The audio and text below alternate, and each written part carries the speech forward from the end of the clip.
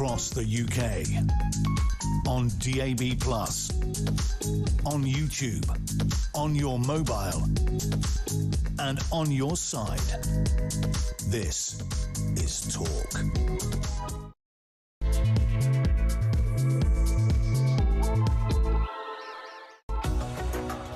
Hello there, and a very good evening to you. It is Petrie here with you through until 1 o'clock. And coming up at midnight, we are going to be heading to the US. We're going to be heading to the US to get updated on all the US news, and also that awful...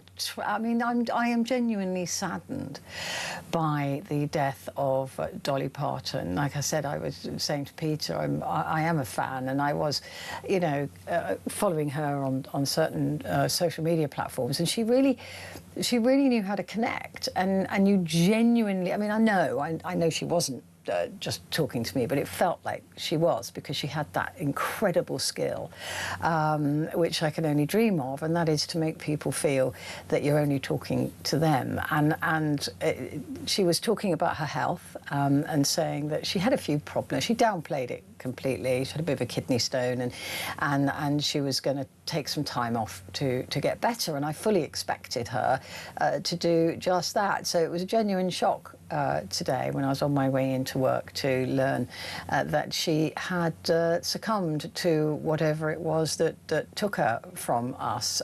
She was a firecracker. I just didn't imagine really that she would go anywhere. And like I was saying to Peter, there are other 80-year-olds in the world that I'd rather have gone in her place, frankly. There's one or two of them, and let's keep Dolly in the world, who was genuinely kind, genuinely thoughtful, genuinely very, very gifted, genuinely talented, genuinely genuine. So it's a real sadness to me, anyway. And I wonder if it is to you too, because I do want to hear from you at midnight as well, because we will be addressing Dolly. We're heading to Nashville, we're heading to Tennessee later on to talk to Michelle Polina, who's also a big fan of Dolly, to get her reaction. And then at midnight we'll be getting further reaction from the US. I know that President, I've forgotten his name now. No, I haven't. Trump. He has ordered that all flags on official buildings be lowered to half-mast for a week for Dolly Parton, and for once I absolutely support that. So I think that is a really just thing to do for Dolly Parton, who must have been one of America's greatest known people and exports, and just a thoroughly all-round wonderful human being. So do give me a call, 0344 499 1000. Those calls are charged at the national rate, but we do call you back. And text the word talk and your message to 87222. So any memories you have of her, anything you want to say about her music, anything you want to say, maybe you met her, if you were lucky enough to do that, let me know. Did you ever go to a concert of hers? I never did. I wish I had. Or anything really to do with the fabulous and wonderful and aged backwards. I don't know how she did that. She was extraordinary. Dolly Parton. So we're talking about her later on in the programme. Coming up, though, we have Amy Fisher. She's going to be in the studio to go through the papers for tomorrow. We're also going to be, like I said, heading to Tennessee. We're heading to Nashville to speak to Michelle Polino. So we're going to be chatting to her about Dolly. We're also going to be talking about the US trade wars with Canada, and now these sanctions on Iran, and what effect that will have on us, because they will have an effect on us. So we'll be talking about that as well. But first of all, a question: why are we so bad at building stuff? I mean, every time I say that, somebody says Crossrail. You go, yeah, one thing. One thing. That great, terrific. That's brilliant. But we do seem to be really bad at it. Everything goes off budget. Everything gets much more expensive. Look at HS2. What an absolute catastrophe that has been. So I just wonder about this house building now. Ministers have unveiled an initial 10 billion allocation to deliver more than 70,000 social and affordable homes across England over the next decade. Yet behind the headline investment lies in a formidable delivery challenge. Decades of eroded municipal planning capacity mean local authorities face immediate pressure to prove that they can actually manage large-scale developments without repeating past financial missteps. And an ageing construction workforce and acute trade shortages threatens build rates nationwide. And if you've ever tried to get a builder to do anything, you'll know exactly how rare they are nowadays. It's very, very difficult to get a good tradie. So how are they going to build these homes? We're already woefully behind on the 1.5 million affordable homes, which, as I said, are never affordable. The only truly affordable home is a socially rented home.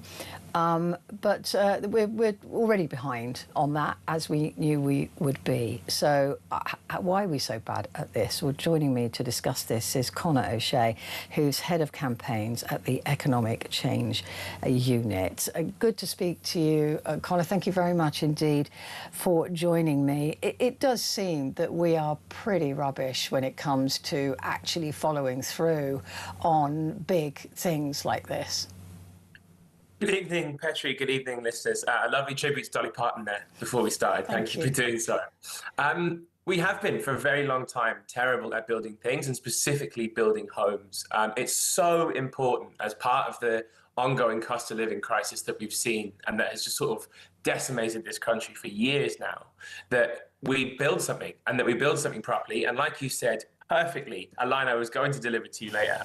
The only truly affordable home is a social home. I totally agree with that. I hope the Prime Minister agrees with that too, and therefore his deliberate push to get social homes and council homes specifically out today is really important and going to be a key pillar of fighting against the cost of living crisis. Absolutely, it is. But when we talk about council homes, we're talking about them building these things. And look, a lot of councils are almost bankrupt. I'd be concerned that all the money was going to go to the right place. It would have to be seriously ring-fenced.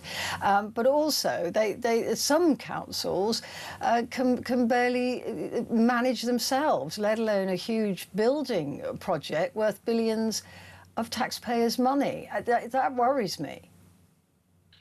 Well, I think that is something that has to be considered. But what has undermined councils' ability and specifically willingness to build social homes over the last 40 years or so is right to buy.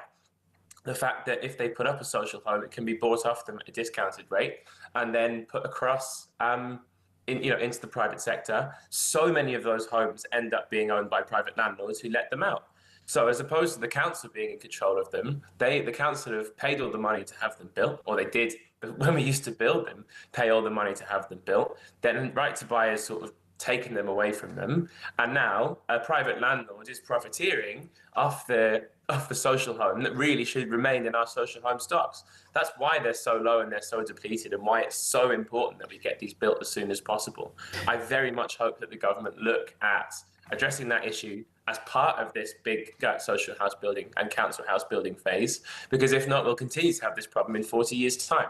It does seem that the rhetoric is good, that they understand the need for a social home, that they understand the need for this building to take place, but it needs to be ring-fenced, as you referenced before, to make sure the project can be done, and it needs to be protected once the asset is built. Once the home is built, it needs to stay within social home stocks. Because when these homes are built, and touch wood they are, we both definitely hope that they will be, they will change lives. They will change the lives of 70,000 households across this country once they're created. People can live in security, people can live with a fair rent, and the longer that stays in council stocks and the more that we can prove that we can build these and keep building these and keep putting roofs over the head of so many people who desperately need them, the better.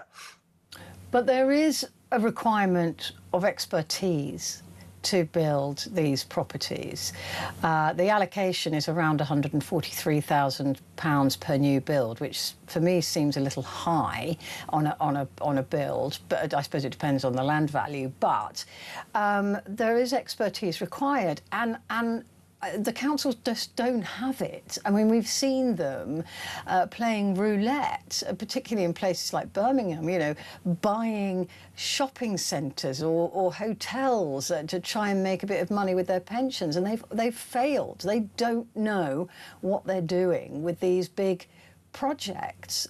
I mean, does that concern you at all? I mean, I know Andy Burnham saying we've put a couple of million aside to help councils skill up, whatever that means. But you can't just go and throw up a couple of houses. Well, they need to go and throw up more than a couple of houses, as you've said. The financial implications of this are huge, obviously, and they do need to get it right. You are correct. It needs to be done in the proper way. There needs to be expertise within the councils to do it. But it will save local authorities money in the long run, because they are spending an awful lot of money on housing benefit, or the government's spending an awful lot of money on housing benefit, and they're also spending an insane amount of money on temporary accommodation, because people are not able to be housed properly. People are homeless. Children across this country are homeless. They don't have somewhere to live. They don't have a secure roof over their head. At best, they're in a hotel or a B&B. They could be anywhere, but then they haven't got a permanent home. And the government and local authorities specifically are paying obscene amounts of money for that to happen. So once these social homes go up, and as I know, we both hope that they do, that will reduce the huge burden that is placed on local authorities financially and administratively to keep people in temporary accommodation, because they'll have a home of their own. That's a noble aim. That's absolutely something that we want our government to be doing, and that we want local authorities to be doing. What are they there for if they're not doing that? It's incredibly important that they can get these skills that you've referred to and pull these projects off.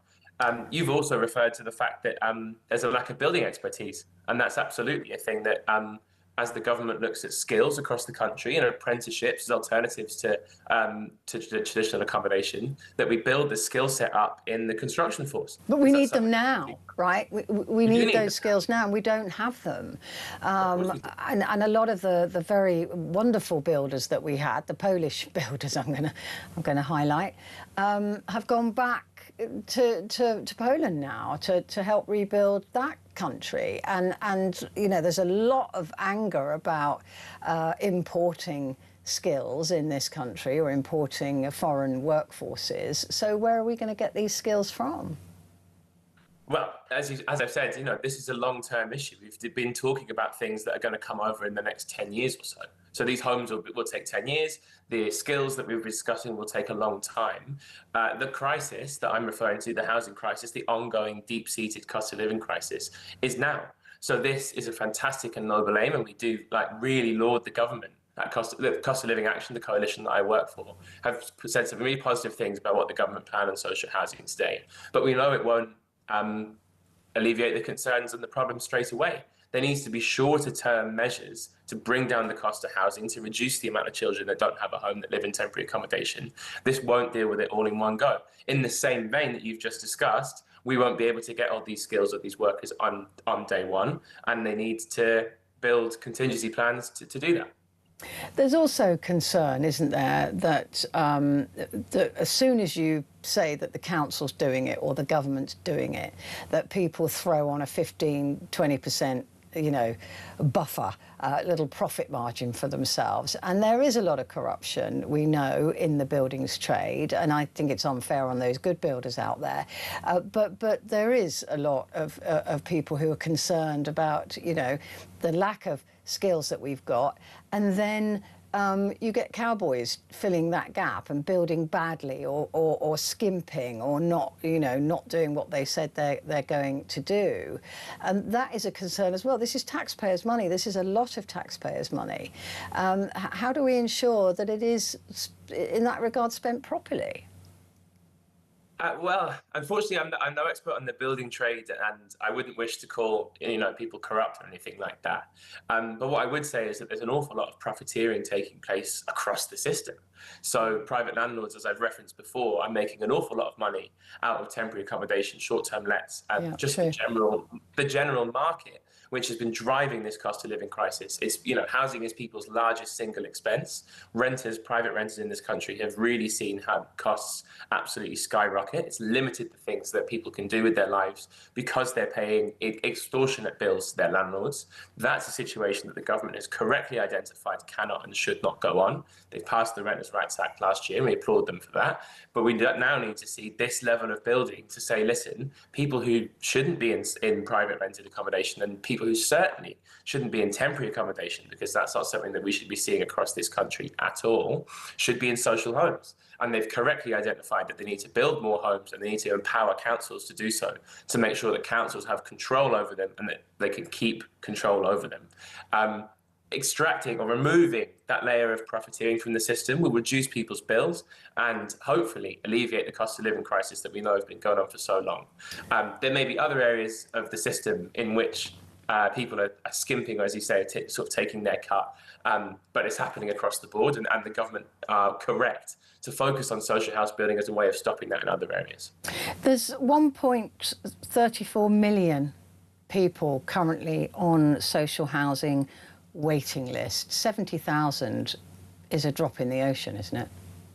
Yeah, absolutely. And we need to see more and more. This project needs to go well. They need to prove that they can build homes, that they can build social homes, council homes, that the local authorities can run them, because that proof of concept will hopefully open the door to more. But we, in my sector at Cost of Living Action, will be holding the government's feet to the fire on this, ensuring that they manage to get these homes not just in a press release, but out in the real world, bricks and mortar, and that they continue to build more and more and more. And that we start to see that one that you say 1.34 million on the social housing waiting list. There are so many in temporary accommodation. There are so many people who aren't even on the waiting list because they know how long it will take to get a home, that we really just need the government to pull this off. And you've raised a number of issues where it may be difficult, or there are obvious challenges, and we have sympathy with those. But actually, as we said, we need the government to house its people. We need the government to house its people at an affordable rate with a secure tenure. Social and council homes are the way to go. There are things to do before then to bring down the cost of housing, which is driving up the cost of living. Things like private sector rent controls, or bringing up local housing allowance to a level that would mean that people's benefits actually cover what they're supposed to in the interim period. But ultimately, this is not going to be resolved until the government builds enough homes, or until the country builds enough homes in general, but until the government specifically builds enough social and council homes. Are you disappointed that it appeared that Andy Burnham was going to allocate 100% of these funds to council homes? It seems now that has been divided to 60-40, I think, of council homes and housing association homes. Are you disappointed that he didn't follow through on that? Well, the phrase they used today was tilted, right? They've tilted it towards council housing as opposed to social housing. Look, we need all of these. We need these to be built. And if the way that this is able to be done is by putting some of them as social and some of them as council, so be it. I do agree with what, as he was at the time, the candidate for Makerfield suggested, which is that it's best to be council as opposed to social. I know those terms are used relatively interchangeably. But he's the Prime Minister. He's the Prime Minister. He could have said that's his job. He could have gone 100% of it council homes. That's it. Simple as that. And council homes are superior because the local authority has full control, and that they're able to allocate them exactly where they need to, and that they can keep them within their housing stock for as long as possible.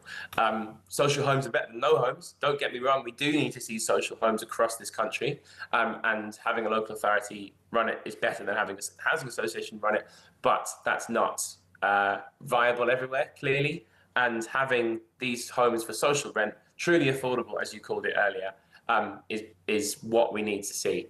And if they can deliver the 1.5 million, or the amount that they need to build across the next 10 years at a 60-40 split, the country will be in a better place than it is today. Well, I mean, the 1.5 million wasn't allocated. I don't believe any of that was allocated to council homes. These were to be built by private companies at an affordable rate, which, as we know, is absolute nonsense, right? That is, they are not affordable. I don't know, what is it, 30% discount at the most in some cases, and that is not affordable to so many people. So the 70,000, he said, is just the start for now. There's another 16 billion in the pot. I suspect there are a lot of people in the south of England that hope that they get some of this money, and it isn't all just ring fenced for up north. There are people in the southwest, for example, who are homeless and need properties as well. Do you see a problem with the allocation so far being largely up in the north? The London allocation had already been made. That was made some time ago.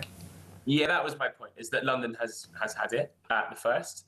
And so the south has been covered, and that is obviously the most expensive. Well, it's not been covered. London has been covered. The most expensive area of the country is London, and then they've obviously assessed other areas with acute housing needs. I don't know the process by which this was chosen, but these homes need to be everywhere. I absolutely agree with you. The southwest of England, the southeast of England, the Midlands, other local authorities that haven't been listed today. I'm hoping that they all see a sufficient amount of council and social homes, because this housing crisis is driving the cost of living crisis. It is sort of the biggest expense that everyone has, and no matter where you are, it is biting you at the moment in the United Kingdom. So it's very important that the government do focus on this nationally across all regions, including the south of England. Now, I mean, we talk about housing as being essential, and of course it is. You and I both know that. And also about the cost of these houses. Andy Burnham's now saying he's going to raise, he's got to be realistic about raising taxes in October to pay for some quite considerable promises that he's made, this being one of them. Losing more money to tax is also a threat to people's security of housing. How does he balance that? There's no point buying, building houses for some people and then seeing others lose the houses they're in because they can't afford to be there. Of course. And there are multiple ways that the Prime Minister could pull his levers at the budget. At cost of living, actually, we are absolutely calling for a cost of living budget. The Prime Minister has, the second he stepped out of Downing Street as Prime Minister on that Monday morning, he said he was going to run a cost of living government. And he has done a number of things over the course of the last, month now. It's been so long. Since he came in. It's quite long for a Prime Minister in this country, a month. It certainly is. But in that month or so, he has done a number of things, some of them smaller, some of them like this announcement, larger but longer term. That has to continue to be the framing of what he does, is that everything he does is to drive down the cost of living, to make sure that people's costs do not rise at the rate that they have, to make sure that they are paid adequately, and then to make sure that they're taxed fairly. And in this, as a part of that fairer taxation, he could and should be looking at wealth taxes, at larger corporations and wealthier individuals paying more and contributing to some of the stuff that we've just been referring to. The trouble with wealth taxes, I always find, is that suddenly you find yourself in that bracket by not moving, by not getting the wealth, because the money comes down and down and down, and suddenly we're all involved in what is known as a wealth tax. Well, if I may, what we are calling for at Cost of Living Action is 2% over £10 million. So your assets over 10 million. On assets of 10 million. Assets over £10 million. And frankly, I would love to be in that position. I'm sure there's many people across the country who that's so far beyond what people could possibly conceive of as their own income that, it will take an awful long time for that to cascade down because we've stood still, if you see what I mean. Well, trickle down doesn't work. It's been proved not to. So it doesn't. It absolutely doesn't. Economically doesn't work. But there's also the question, isn't there, talking about housing, about changing the way people pay their council tax, basically. How do you feel about that? Because, again, with housing specifically, particularly in London, you can almost accidentally have a property that's worth 2 million, having bought it very cheaply as a younger person, and now you haven't got any cash, but you've got a property worth that sort of money. Does that concern you at all at the Economic Change Unit? Because that is quite. I think that's a bit of an imbalance, isn't it? Just because you're property rich doesn't mean you're rich. Yeah, of course, and there's plenty of scenarios that means that's true. But one of the key drivers of those houses going up is the fact there's not enough of them. And we need to see building that we've discussed in the last 15 minutes or so take place. And I'm not saying that it needs to devalue the housing market, but that everybody has access to a home that they can live in, that they can afford to live in, that simply isn't happening at the moment because there's not enough of them. And for the people that are unfortunate enough to find themselves on the outside of that, they're in temporary accommodation or they're stuck with private landlords who have been charging an awful lot of money over the course of a long time, which means they couldn't dream of affording their own home. Yeah, my son's in that position. He pays an absolute fortune in rent, and there's no way he can save. He and his girlfriend, they just can't save. No, well, exactly. And that's why we need more of these social council homes that we've been discussing over the course of this evening. Yeah, I genuinely hope that they get it done. I have my reservations, but I genuinely want them to get it done. Conor, good to speak to you. Thank you very much indeed for joining me. Conor O'Shea, their Head of Campaigns at the Economic Change Unit. Quick break, back in a sec.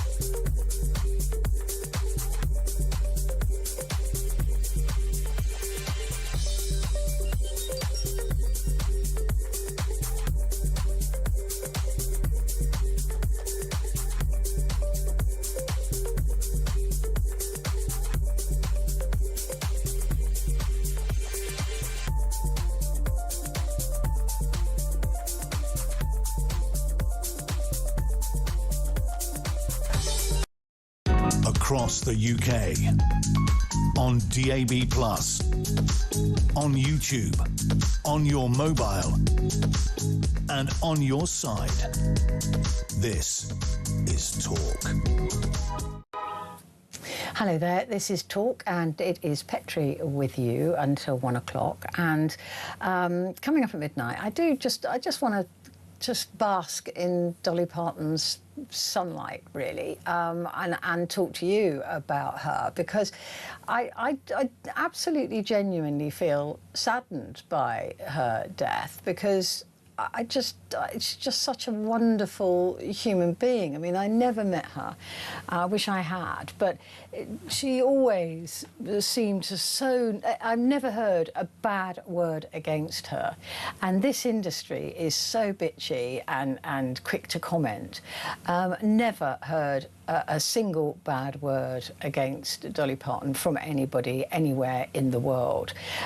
She was a remarkable woman, and she was also very kind. She was also just philanthropic. She genuinely cared about people, and she genuinely loved her fans as well. There was none of that, just trying to get more money out of you or just trying to... She genuinely loved her fans. And I think that it is rare to have a human being on this planet that is as good, as all-round good as Dolly Parton was. And the world is dimmer. The lights are dimmer without her in it, because I just hope that her family do continue with her legacy and genuinely keep her voice and her heart alive. I mean, it's such a loss. Like I said, I got a list of other people I wish had gone before her. I suspect you can guess the 80-year-old I'm thinking about. But anyway, I would much prefer Dolly Parton still in the world, and she's not, and that's sad. So I want to talk about her at midnight. So do give me a call. Any memories you have, any thoughts you have, just genuinely wanting just to say something nice about somebody truly, truly good. 0344 499 1000.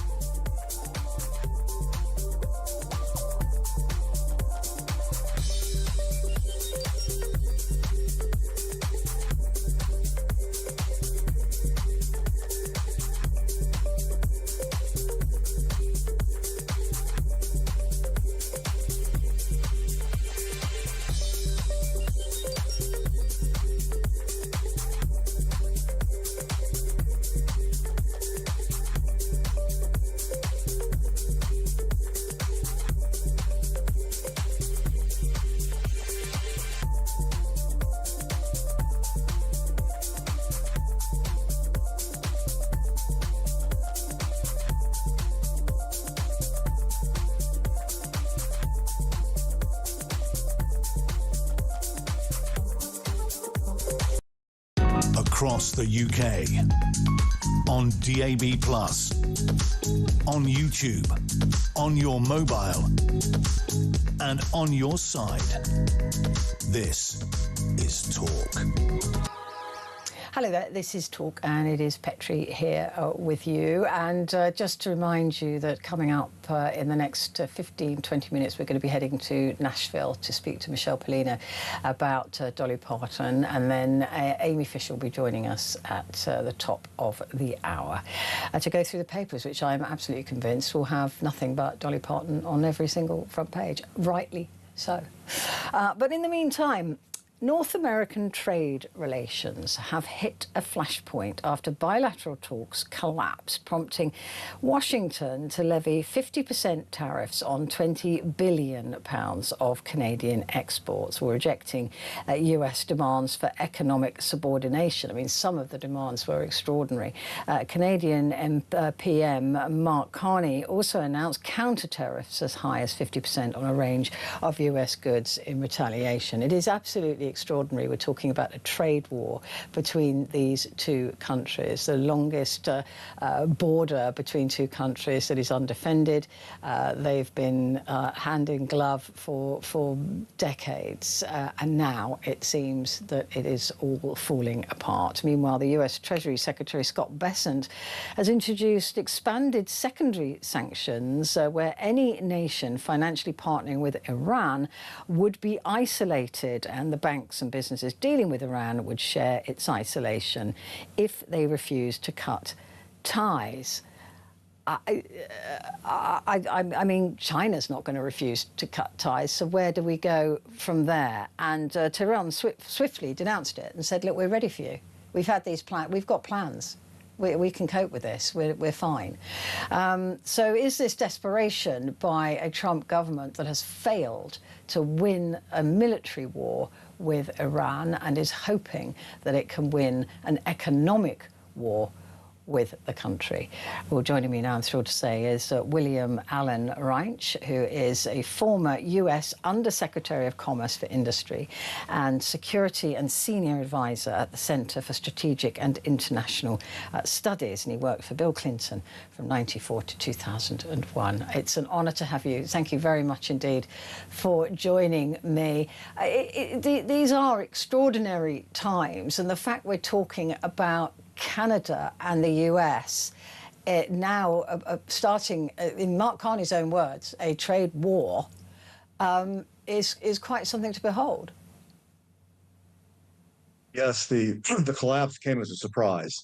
It had followed the normal process up until that point. Trump makes big threats, he makes large demands, he imposes big tariffs, and historically, in the end, ends up agreeing to something that's much less. And this time that didn't happen. And that it looked like it was going to for a few days. And then things collapsed. Prime Minister Carney pulled the plug and said that what the United States wanted was too much and what they were offering was too little.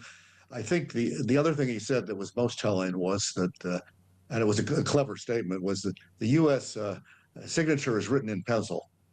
And he elaborated that with Trump, he's unreliable and agreements are never actually over.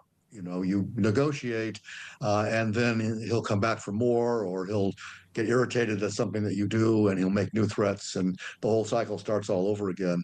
So I think that the Canadians were skeptical because there were some last minute things put on the table. Though some of them were quite extraordinary, weren't they? About not being able to use French across some of these deals, yeah. And a lot of not being able to have deals with other countries unless they got Donald Trump's approval. I mean, he was treating Canada as a sort of vassal state.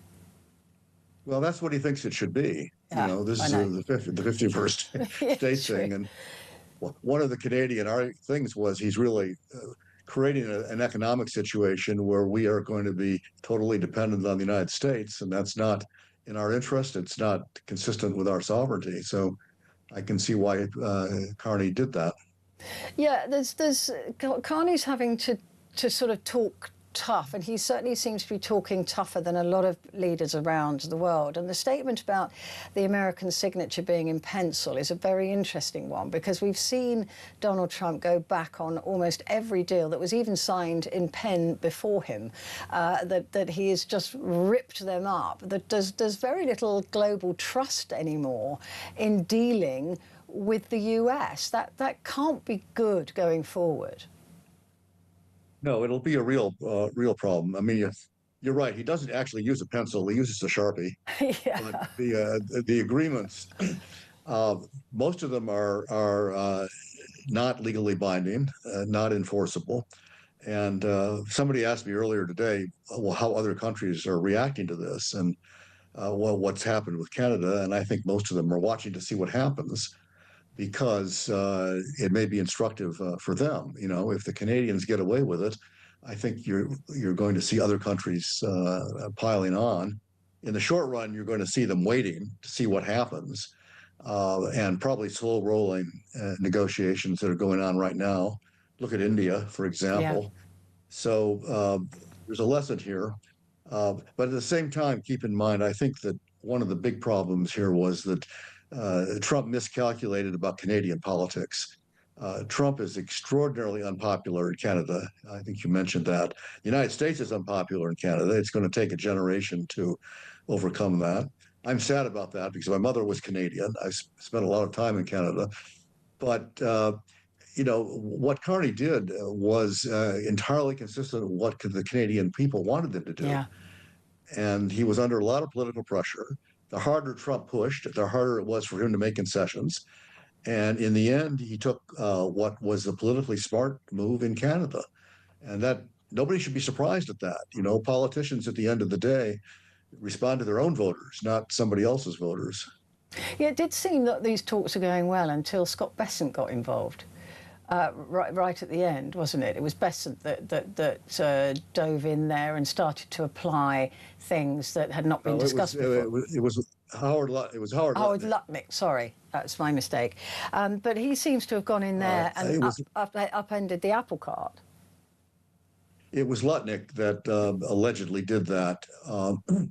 And it's a complicated situation because some of the tariffs, steel and aluminum in particular, which were the most contentious ones, are actually ones that are administered by the Commerce Department. And so you had somebody else negotiating. I think Secretary Lutnick was not happy with what the Americans were offering to give. So he wanted some changes that allowed the Canadians to think that the Americans were moving the goalposts at the end. I think the Canadians, to be fair, wanted some things they thought had been clear, turned out not to be clear. And the Americans interpreted that as moving the goalposts. So each side blamed the other, which is not really unusual when a good negotiation fails. What about, though, some of the language coming from Canada? We've got Mr. Ford, who is Doug Ford, Premier of Ontario, threatening to cut off the electricity and saying to Donald Trump, you better have some batteries. Well, Premier Ford has always been farther out there than most other Canadian politicians in being confrontational. He was the one that ran the ad that irritated Trump so much. Using Ronald Reagan. You remember? Yeah. It was sort of making fun of Trump by quoting Ronald Reagan about the importance of free trade with Canada. It appears that as a practical matter, the Canadians really are united. It looks like about 3/4 of them are backing what Canada has done. Half of the opposition party supports what he's done. Ford supports what he's doing. So they are all more or less united. The electricity thing is interesting. I mean, what he's trying to point out to the Americans are that Canada has leverage. Yeah. You know, and they do. Oil, actually, a lot of which ends up being refined into gasoline in the Midwest. So if they cut that off, gas prices will go up. Potash, which is a key element of fertilizer, our farmers are worried about that.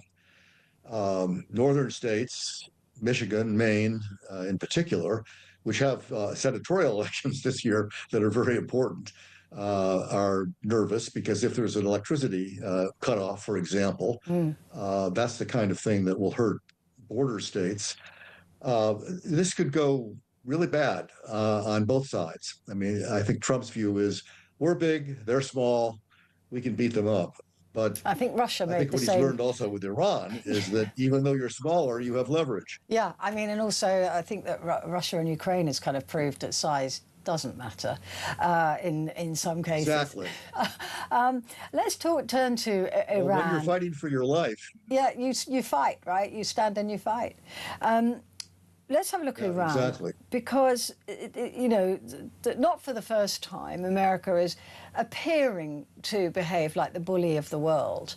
And with these unilateral sanctions that they're now saying, this economic D-Day for Iran, have they spoken to Xi about this yet? Have they spoken to Putin about this yet? I mean, a lot of Iranian goods go up the Caspian Sea and directly into those countries along that route. So I don't know whether they've looked at a map either to see how possible and plausible it is to stop other countries from trading with Iran.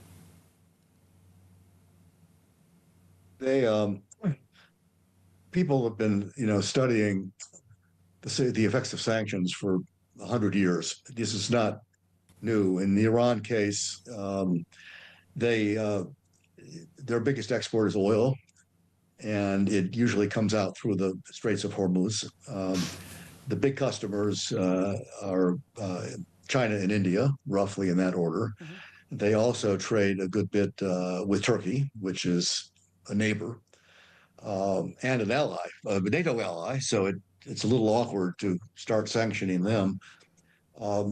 We'll see what happens. The Secretary Bessent was vague about who was actually targeted. He declined to say that China was a target. Well, China take 90% of their oil. So, I mean, they would have to be the first target, right? Like I said, 100 years of study of this has shown that it's a very mixed record of whether these things work. But the best way to make them work is when everybody applies them, when they're multilateral. Yeah. And if you've got people that are not playing the game, you're not going to succeed. So squeezing their trading partners is the right strategy. But if you decide not to squeeze the big ones, like China or India, you're not going to get very far. I mean, Russia has an ongoing military trade with Iran, but we've already done to Russia just about everything you can do. So it really is a question, I think, of whether he'll squeeze the Chinese and the Indians and the Turks.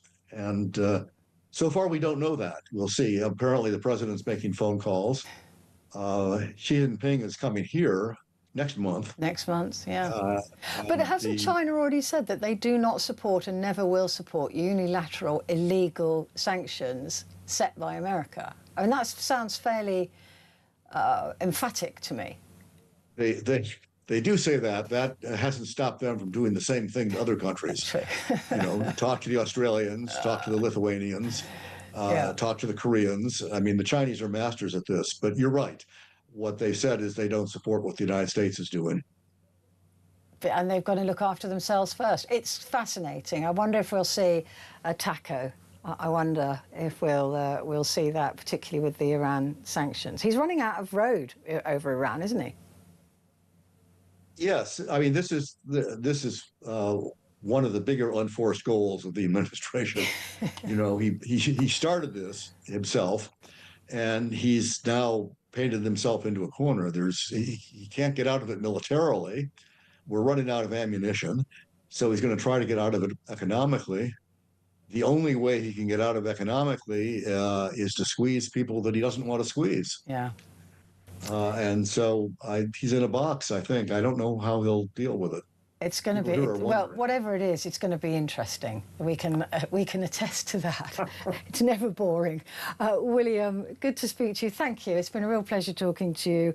William Allen Reinisch there, former US Under-Secretary of Commerce for Industry and Security and Senior Advisor at the Centre for Strategic and International studies.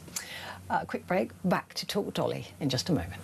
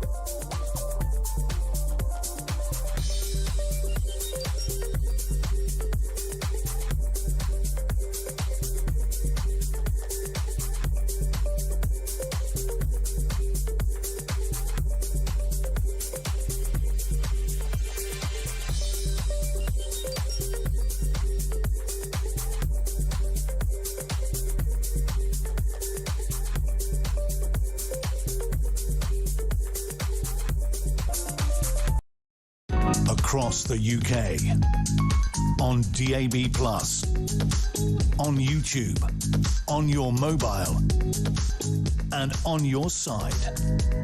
This is Talk. Hello there, this is Talk, and it is Petrie here with you until 1 o'clock. And coming up at the top of the hour, we have Amy Fisher in the studio to go through the papers. But in the meantime, we've got to talk a bit of Dolly Parton, because the legendary country singer Dolly Parton died today at the age of 80. Now, the voice behind songs like Jolene and 9 to 5, I mean, what an incredible, I mean, just all of her music, was raised in rural East Tennessee, selling more than 100 million records worldwide in a career that saw her writing over 3,000 songs. Beyond entertainment, her imagination library has gifted over 200 million free books to children worldwide, because her father was illiterate and she never wanted another child to grow up with that burden. An incredible woman, an incredible talent, and that's just Michelle Pollino that's joining us now, Fox News Headlines 24/7 entertainment reporter in Nashville. Oh, I'm truly heartbroken by this, genuinely. And I know you're a fan. I actually thought of you. Yeah. I actually thought of you. I really did. I said, I think I'm probably going to receive a call from Petrie today. Yeah. I'm genuinely saddened by this, because she was just such a remarkable human being. I mean, forget the talent that she had. She was just good. She was just a good person.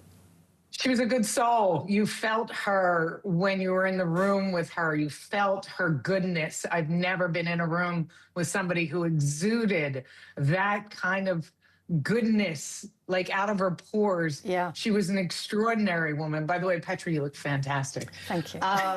She died here in Nashville today at 80 years old. She's had an extraordinary career. She literally grew up with 12 siblings in a one-room shack in the Smoky Mountains of Tennessee. She grew up dirt poor, as they used to say. You know, she wrote her first song, Petrie, at 5 years old. She couldn't even read or write yet. So her mother jotted down the lyrics. And by 13, she was on the stage of the Grand Ole Opry. Wow. This, you know, one of the things you mentioned, and there's so much we can touch on, but I really want to get this in because I think it's really important. She created her imagination library because her father was illiterate. And it meant the world to her. And that imagination library has gifted over like 300 million free books to children worldwide. Wow. And it is a gift that keeps on giving. The first book in the library is The Little Engine That Could, because that story is Dolly Parton. She was the little engine in somewhere tucked in the mountains of Tennessee, the little engine that could. And she never forgot her roots. Never. She was always humble and always kind. Always humble and always kind. She had... yeah. I was just going to say, she had a remarkable. I followed her on social media, of course I did.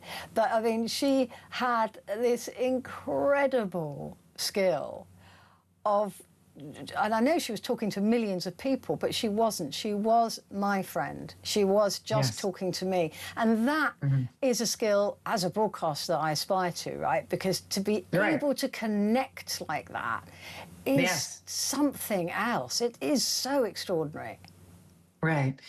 It's our job is to connect with people. That's first and foremost. Yeah. So you just, and Dolly, that was her first job was songwriter. The second job for her was a songwriter who connects with people, and you saw it in the way she moved through rooms. Ever since arriving here in Nashville, I'm lucky enough to meet so many musicians. She's pretty much worked with everybody in town. And I'm telling you, this town is 90% musicians. And it's pretty extraordinary that she's pretty much worked. Everybody that I've spoken to have worked with her. What a legacy this woman has left behind. Because she wanted to help younger musicians as well, didn't she? She wanted to open doors for everybody. She wasn't one of those people who got the door open, slammed it behind them, and then put a bolt on it, which so many famous people do, right? They pull the ladder up once they get to the top. But she was never that person. She had enough self-regard, I think, to know that she could help other people and it wouldn't damage herself. I love the phrase self-regard, because singer-songwriter Don McLean said today, spoke to Fox News. He said that what Dolly had was she had self-value. Yes. She valued herself. She never got into drugs or alcohol. And she was always humbled by her success. The success never got ahead of her, and she never stopped. But she valued herself enough to always put herself first. And that is something that she has taught millions of women. She's broken glass ceilings without having to say it. Yeah. Just by being Dolly. Just by being Dolly. And I was reading earlier on that, because she was very funny, actually, Dolly Parton. She was hilarious. Oh my gosh. Her sense of humour was great. And she was saying that when she met her husband, Carl, who died, I think, was it last year or a couple of years ago? It was last year. And that was my first, I thought, oh my gosh, they've been together nearly 15 years. 59 years. I'm like, we got to watch Dolly. Exactly, because they met at 18 outside of a laundromat. And she said, when I first met him, he looked me in the eye. And he said, she said, trust me, that was rare. Because, of course, she's known for her big bust. But she said that immediately she fell for him because he looked her in the eye and he wanted to know about her. And they were married very quickly afterwards. They were. And one of her most famous songs is written about a moment that she had at the bank, Jolene, when she was at the bank, and a rather flirtatious redhead was being extra flirty with her husband, Carl Dean. And well, she was not her, but the thing is, she went home and she wrote a song about, it's a song about a woman that could take her man. Yeah. Like, it's a humble song. It's a song written from the point of view, like, you are gorgeous. Yeah. And you could have my husband. And so I'm going to beg of you, Jolene, please don't take my man. Yeah. Please don't. Like, that's who she was. Yeah. That's who she was. And I love the fact as well that Carl, he up until, he stayed away from the spotlight. He ran an asphalt company. That was his business. He was married to Dolly Parton, but he ran an asphalt company. You could not make this stuff up, could you? You cannot. And she's had a 7-decade career. She's won 11 Grammys. Wow. And inducted into the Country Music Hall of Fame and the Rock and Roll Hall of Fame. And she made an album for Carl It was one of her last. It was a rock album, if you remember the album that came out. It was fantastic. And she made it because her husband loved rock and roll. She wanted to do it for him. Again. Yeah, just amazing. Her family, she made sure she lifted all of them up as well. And there's quotes from the family saying, you know, she opened doors for us that we didn't even know were there. She helped us all, and we will all miss her. She's entrusted her legacy to them, Dollywood, all of her charitable work. That's right. And I just hope that they can stand to that. I hope that they can rise to that, because she was quite something, right? She was an extraordinary woman who left an extraordinary legacy, and there are people who will continue that legacy for sure. There are family members. Her nephew came out today with a statement and announced the news. He was a very close friend and family member of hers who will continue her legacy. I know that for a fact. And do we know what took her? I mean, I know that when she was talking to me on TikTok, she was telling me that she had a kidney stone or something. She had it, yeah. It was, and she was going to take time off to deal with that. But we don't know any more than that from the family at this point. We don't. What I've read is that it was kidneys and autoimmune. She went into Vanderbilt University, not a hospital here in Nashville, on Friday, and she passed early today. That's what we know.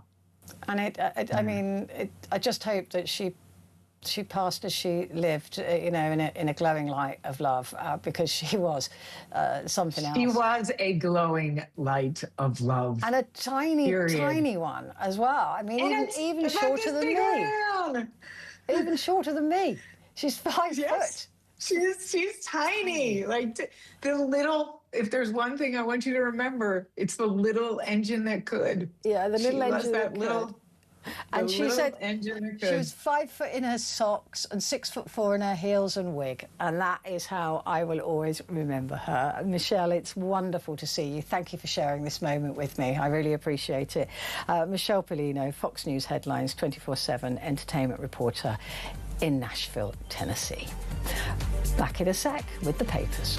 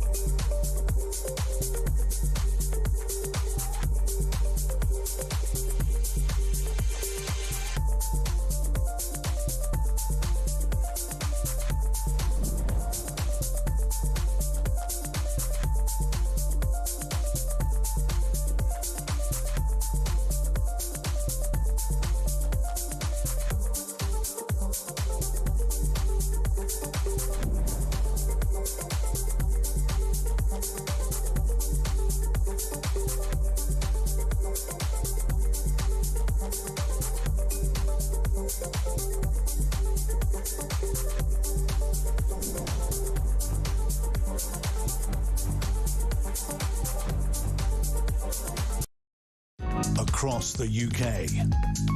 On DAB+, on YouTube, on your mobile, and on your side. This is Talk.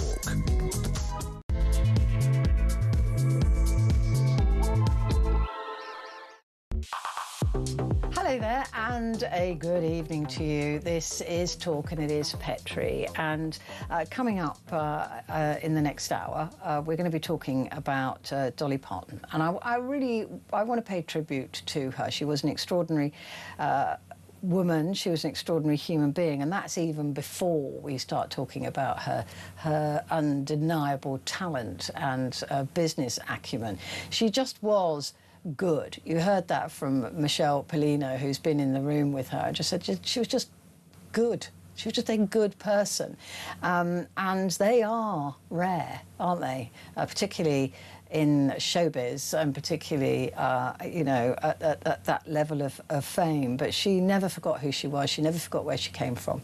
And and that sounds trite. I know it sounds trite because a lot of people say that, but they don't mean it. She meant it. She really did. She was always humble, and you never heard anything other than that from anyone that's ever met her. And people do like to bitch. They like to say, well, I met Dolly, she was a bit of a cow, right? People love to do that about everybody that's even remotely famous, but I never heard that, not even once. So an extraordinary woman, and really it is such a shame. I mean, we've lost a lot of very good people in the last few months, haven't we? But I was genuinely shocked and genuinely saddened by her death. The last time I saw her was on a social media thing where she was talking about her taking a bit of time off to look after herself and to get better. And she had a kidney stone, but she didn't really talk about it. She played everything down. Had no idea she was clearly as ill as she was. And she died in hospital this morning, which is really sad. And there's a lot of tributes pouring in for Dolly, but that doesn't mean that you can't have your own. So if you just want to join me in I don't know, basking in a little tiny bit of the sunlight that this woman left in the world, then give me a call. 0344 499 1000. Calls are charged at the national rate, but we do call you back. And text the word talk and your message to 87222. With me in the studio to discuss this and to go through the papers is Amy Fisher, former Director of Comms for the Conservative Party. I know I sound a bit of a fangirl. I was a bit of a fangirl. No, because I completely know what you mean about. I never met Dolly Parton either, but everybody does, basking at that little bit of warmth in her with that fantastic smile. Let's face it, the tiny waist, the kind of big bosoms, and the hair, as she would always say herself, the higher it is, the closer to God. Yeah. Said with that very distinctive kind of drawl, which I'm obviously not going to try and recreate. And as I said, a dazzling smile.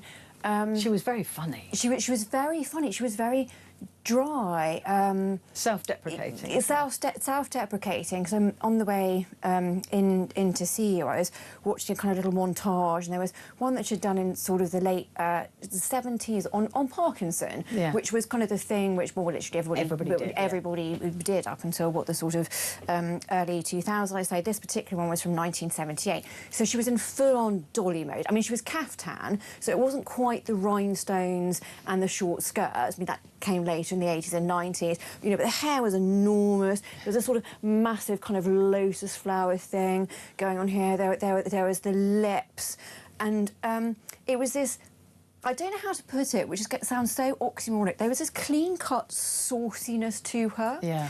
So Parkinson asked her a question about, how do you feel sort of being typified, the way you look, and, sort of the blonde, and she went, oh, you mean dumb blonde? How do you feel about it? And do you know what I mean? It was just like, it wasn't carry on, it wasn't completely comedic, but it was this very warm, as you say, self-depreciating. And again, as you said, I mean, she was a tiny blonde with this incredible voice, but then combined with this extraordinary, business acumen. And frankly, you know, she could have been a billionaire probably several times over, were it not for the fact that she just literally gave so much of her money away, be it through the literary programmes or after several sort of national disasters when she always did. She kept it very out of quiet her as well. own pocket. You know, she was never one for like some like massive glitzy fundraiser. It was all just always actually her personal legacy and foundation trust were just literally like the money was going out the door as fast as it was coming in, because she had been very smart setting up these commercial ventures like Dolly World, which is, I think it's the second biggest... Dollywood, sorry, it's the second biggest visited attraction after Disney World in the States. I mean, like, it's phenomenally popular, and this was just from... She did that, I think, in the 80s In the 80s, exactly. She was way ahead of her time in these other merchandising revenues that allowed her to support the other philanthropic things that she wanted to do. And again, when you said it, please share your thoughts about any sort of particular memory you have of Dolly Parton.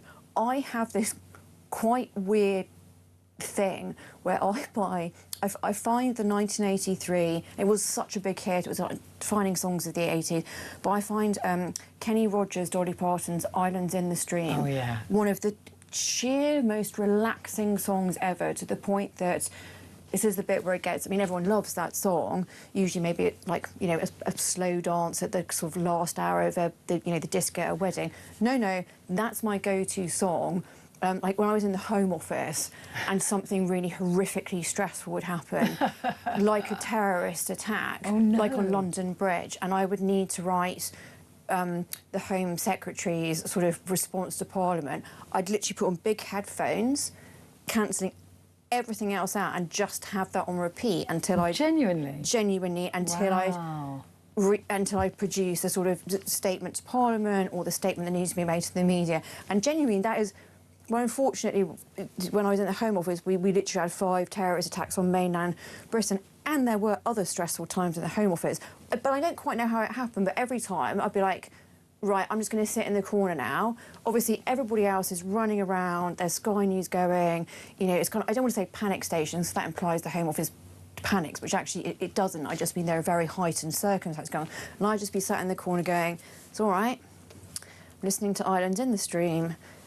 And the statement... What can go wrong? And the statement is going to happen. Amber's going to need to give it. I worked for Amber Rudd. I was like, Amber Rudd's going to give this in Parliament in an hour. It's going to be fine. So that is my weird, I appreciate, very idiosyncratic and niche connection to Dolly Parton, but genuinely I find that song in moments of stress on repeat. This is fine. I can now do this. Music plays such an incredible part in our lives, doesn't it? That even if you know, like with Dolly Parton songs, I don't even know why I know all the words to lots of the songs, and I don't know I know them till I hear the song in the car, and then I'm just singing along. I mean, 9 to 5 as well. That was a great song. That was a brilliant song. Jolene. Well, she wrote. So Dolly Parton wrote Jolene and I Will Always Love You in the same on the same day. Like, literally produced 2 of the most famous, certainly in the case of I Would Always Love You, I mean, famously covered by Whitney Houston. When Dolly Parton first sang that, it didn't do what it did when Whitney Houston sang it. And Whitney Houston completely it was a rework. It was that. But it was a Dolly Parton song, but it became synonymous with Whitney Houston.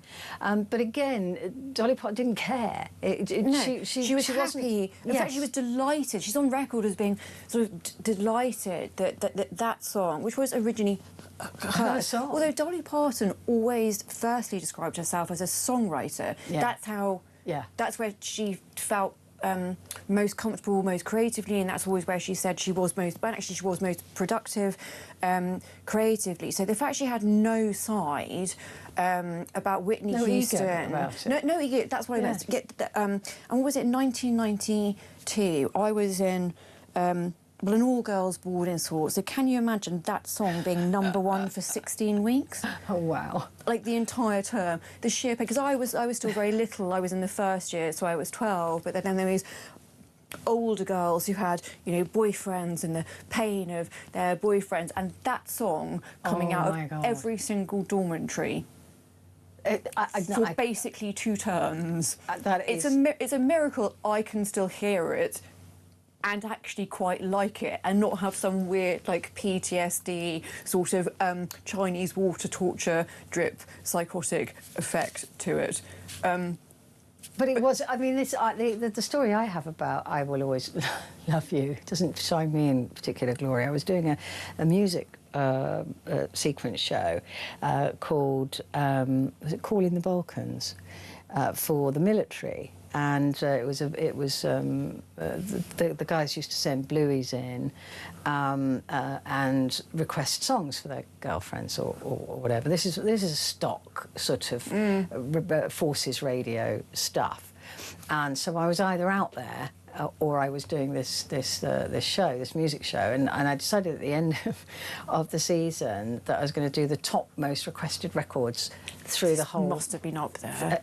I mean, it really was, and I'd back-timed everything, and everything was perfect. And I Will Always Love You was the #1 most requested song of all time in these shows, request shows.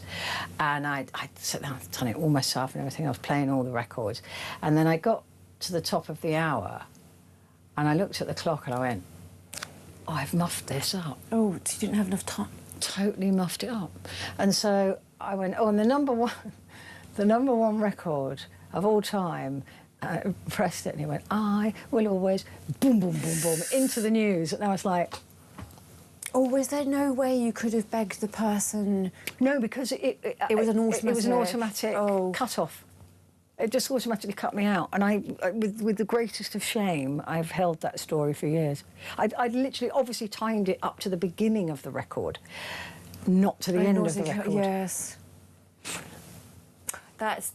So I literally got about 3 bars of the song out there before the news cut in. Well, it's such I'm sorry, Dolly. It's such a recognisable song. Everyone still would have got known from that sentiment and would have known. So that's fine. I guess. Yeah, professional DJ I was not. I wasn't particularly good at, as you can tell, particularly good at that. Anyway, give us your memories of any of the Dolly Parton songs or anything that you remember, or anything that you used to do to Dolly Parton songs or anything like that. Just give me a call, 03444 99 1000. Quick break, back in a sec.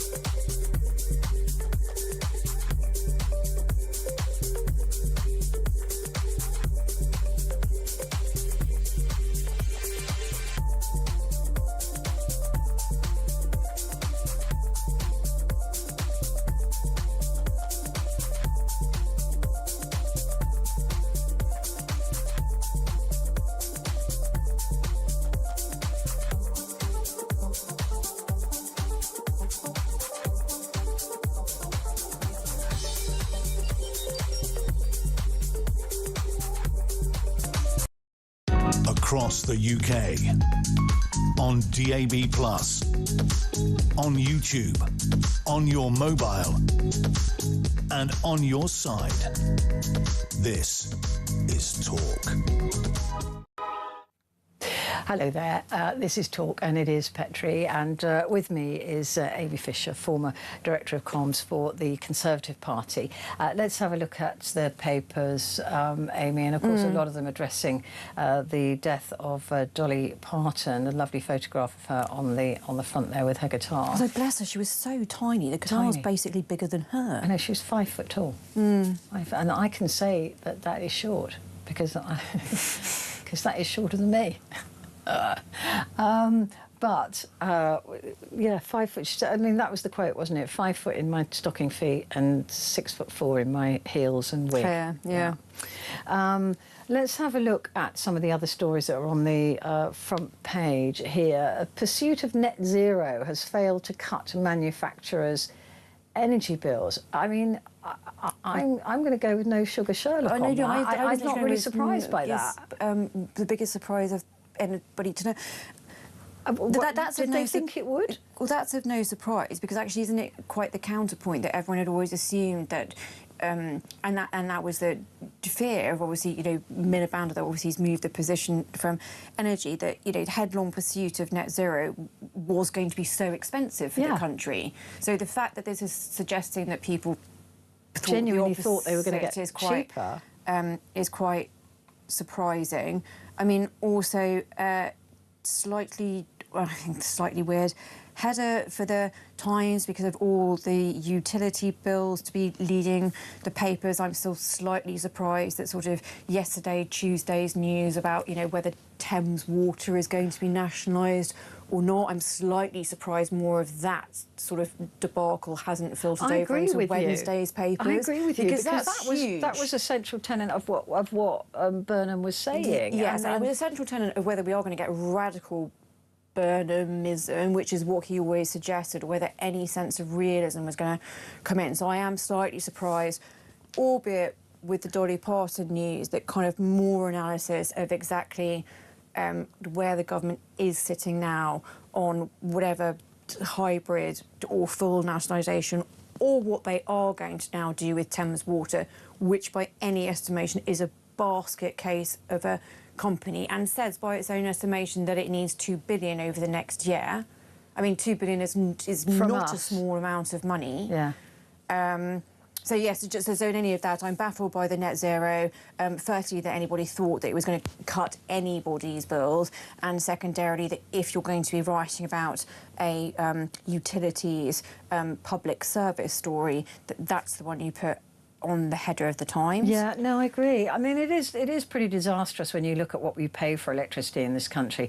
They're saying the average of 238 per megawatt hour pounds for electricity last year. The average in Germany was 138. Well, it's all but double, right? It was 100. It is double for sort of France or anywhere else. 112 in France. £73 in India, £65 in the United States, and £44 in China, compared to our £238. And energy these big companies are saying that they're paying 4 times more for electricity as their overseas rivals. I mean, it is quite shocking that we are paying so much more. And it's so much more since a baseline of about 5 years ago, right? It's the fact that this has not been incremental over 20 years. But about 4 or 5 years ago, suddenly people's bills were increasing. You saw about 20 or 30% on year. Yeah. Which sort of even actually, because you kind of have to take energy bills out of the general cost of living type stuff, but none of it helps if you're suddenly seeing, inflation on household goods and food combined with any of these services, let alone, not to go on my rant about Thames Water again. None of this, and again, none of this stuff is going. Not only is it not going away, but Andy Burnham has now had, he sort of came and he had some time over the summer. We are now rattling really quickly. Schools are going back next week. Next week. It is pretty much the end of, it is the end of the summer now. And then we're going to sort of rattle quickly into Conservative, into party conferences. And for all the parties, Lib Dems will go first, then it'll be Labour, then it will be Conservatives in sort of the very last week of September. and then there's sort of going to be a budget, and now Burnham is running in some really actually hard decisions about, okay, well, he came in making some noises, be it about cost of living. And we've got the budget, don't forget. This is what I mean. Yeah. The budget is going to come right after conference season. And he sort of just made all these sort of noises, and now some of his chickens are coming home to roost, probably rather with less grace than he thought he might have. Yes. Yeah, I mean, certainly... He's been under fire at the beginning of this week about the amount of money going into, you know, social and council housing. I mean, and he's not even really properly been in government. He's been in government over the summer recess. It's just, honestly, that we're going to start seeing more and more U-turns, I think, and it's not going to go well. But he's falling into the trap that Keir because he set himself up for so many U-turns that I'm not even sure he realised he was going to have to U-turn on. The Thames Water being slightly classic. Yeah. In that... there were big words spoken, there were big words, and it was sort of being described from government sources as kind of a hybrid model. That's a nonsense, because you kind of can't have public or private partnerships if you owe your creditors a bunch of money, because as I say, Thames Water is a basket case. But then it looks like over the last 36 hours, that's really scared him. So now there is the, oh, well, we're not going to privatise it. Why don't these people learn not to make promises till they've opened the books and seen what's in them? It's very, very simple, and I've seen this any number of times. Sometimes people, when they get into positions of power, they'd like to make big speeches, and they genuinely really don't realise the consequences of their words. And I know that sounds... Why? That's so I know it sounds stupid. ridiculous. I know it sounds facile, actually, but genuinely, I've seen it, you know, from opposition parties actually in government, where you sort of find out a junior minister has gone off to be sort of a think tank or whatever, and you sort of read their speech after, or sort of given their speech afterwards, or you read the headlines about it in the newspapers, and you just think, I'm sorry, what? Did you just pen this at your kitchen table last night after one too many glasses of good, you know, Merlot? I mean, this isn't a thing that can happen. Just keep your mouth shut until you know what you can actually do. Well, this is always the balance, because I don't wish to sound too depressing, because government of any hue should be about aspiration. It should be, and you should be able to you should be able to talk about delivering, you know, better, quicker, faster, smarter things that make a population healthier, wealthier, you know, happier. You should. Governments of any hue should have that as their aim. But it does just always need to be calibrated in some kind of reality balance of the realistic possibility. Yeah. And that's not to say the realistic possibility has to always stymie said aspiration, but you see the pendulum go too far sometimes, and, you know, I'm not saying this is what happened, but sometimes, unless you really had a very senior man from the Treasury look you clearly in the eye and open up the scary, scary books, you probably think it is fine to just sort of, you know, promise this and promise that, and we can fudge the details out later, until you realise the details that you thought were relatively small actually cost billions of pounds that you don't have. And you're not going to get. And you're not going to get. Well, I just wish that it seems to be a bit juvenile. Because naive is a although one shouldn't really have to say that about Burnham, because he has been in government. He has. You know, he's not you know, he's not wet behind the ears in that sense. And when I say he's been in government before, I'm not talking about being mayor. I'm talking about being in, like, actual government, actual NHS, proper jobs, proper jobs, big difficult departments, economic crises type vibes, being around the block. He should know better. Boycott fears over Burnham's Israel plan. Andy Burnham is poised to announce robust sanctions on Israeli settlements in the West Bank, despite warnings that they could spiral into a de facto boycott of the whole country. the country. I'm sure he'll get his foreign secretary to deal with that, won't he? I mean, this is the other thing, is that Andy Burnham, I don't think was not reckoning on, but hoping that it wouldn't happen, is that the world will start to crash in on him. There's a lot going on out there. And although he wants to be the stay-at-home Prime Minister, he's not going to be able to.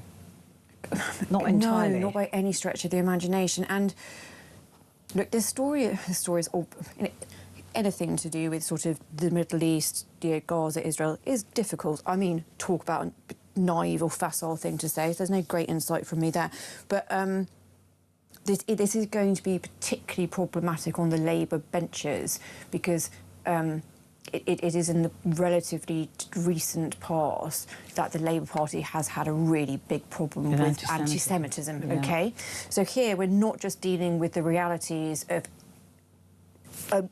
a Middle East keeping some kind of balance somewhere in this part of the world, which is difficult for anybody anywhere. For the Labour Party, this has got goes into particularly poisonous, toxic pockets of the party. So, you know, this is something they don't want to be reminded of or remind the public of. Exactly. So this isn't just a difficult front-page Times story about, my goodness, what does anybody do about this part of the world? This is so toxic, as I say, for pockets of the Labour Party, and going to be a clarion call for some of those, the anti-Semitic residue, frankly, because whilst the Labour Party has made strides, I don't think I'm stretching on a limb by saying there are still anti-Semitic elements to it. Yeah, this is going to be very unwelcome. This is a fascinating story to me. I've been trying to dig around in this. I couldn't really find much about it. But the US refuses to confirm the CIA visit, the chief's visit to Moscow. This was after a US military transport aircraft landed at an airport in Moscow. But it's not clear. Did they think it was invisible? No, but then left again very quickly. Yeah. So whilst it's being reported that John Ratcliffe, the head of the CIA, was on board, and then sort of much has dug into the fact it was a particularly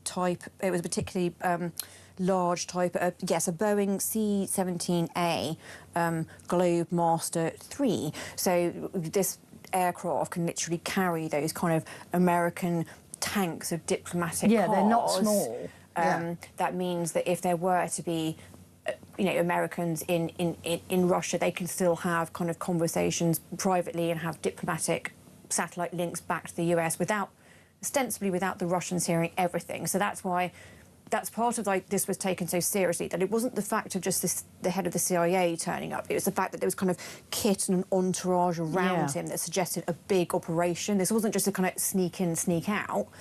No, but you can't sneak in with an aircraft that big. No, but then apparently it did sort of go in.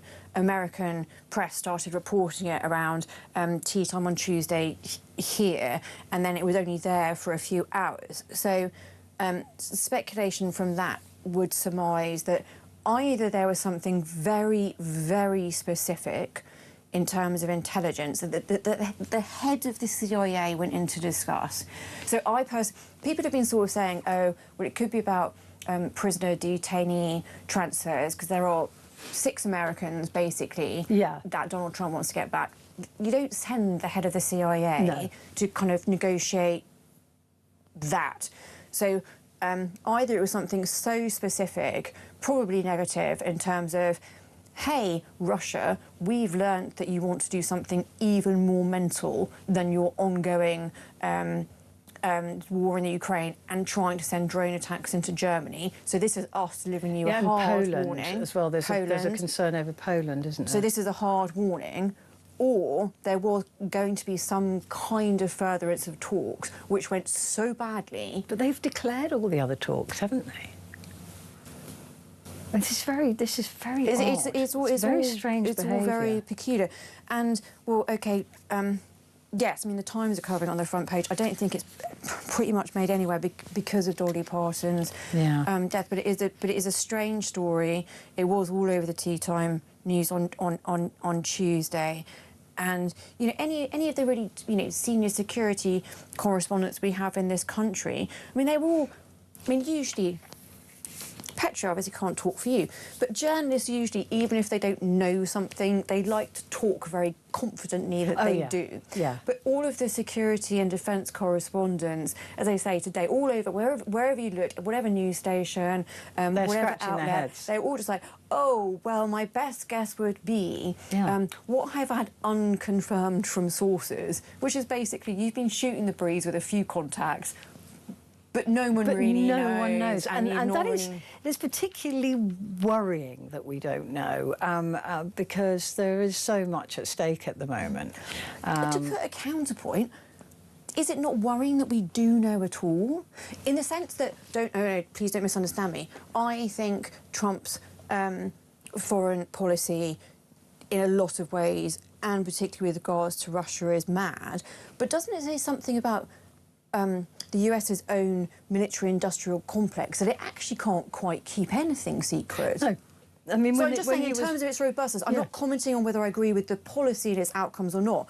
I'm just saying that if you are a sort of government, you'd rather, and one that is not a dictatorship, you probably would want your military-industrial complex to be relatively security robust. Yeah, except you've got Pete Hegseth on. But also, I mean, you know, I found it interesting that we found out about the bundling Trump into the catering wagon, because that would have been top secret. That's a very few special services around him, secret services around him. Somebody leaked it. They're you know, he doesn't engender, I think, confidence or loyalty. No. Except from Natalie Hart. I was literally about to sort of bring her up, because she suddenly sort of appeared. That's very strange. I mean, I've been reading so much about it. It's a very strange. Well, there's the Democratic. Setup. Oh gosh, I can't remember. Is it? What was the name of the John or 39-year-old, very sort handsome. of. Yes, I was going to say charismatic, but OK, you called it. We'll say handsome. John and he's Ossoff, isn't it? making some very pointed. Yeah. Particularly for American audiences, he's not really putting his punches on. No, but what's interesting is the response that has been from the White House has been wildly over the top. Wildly over the top. And you go, ooh, I think the lady doth protest too much. Quick break. Amy and I'll be back in a moment.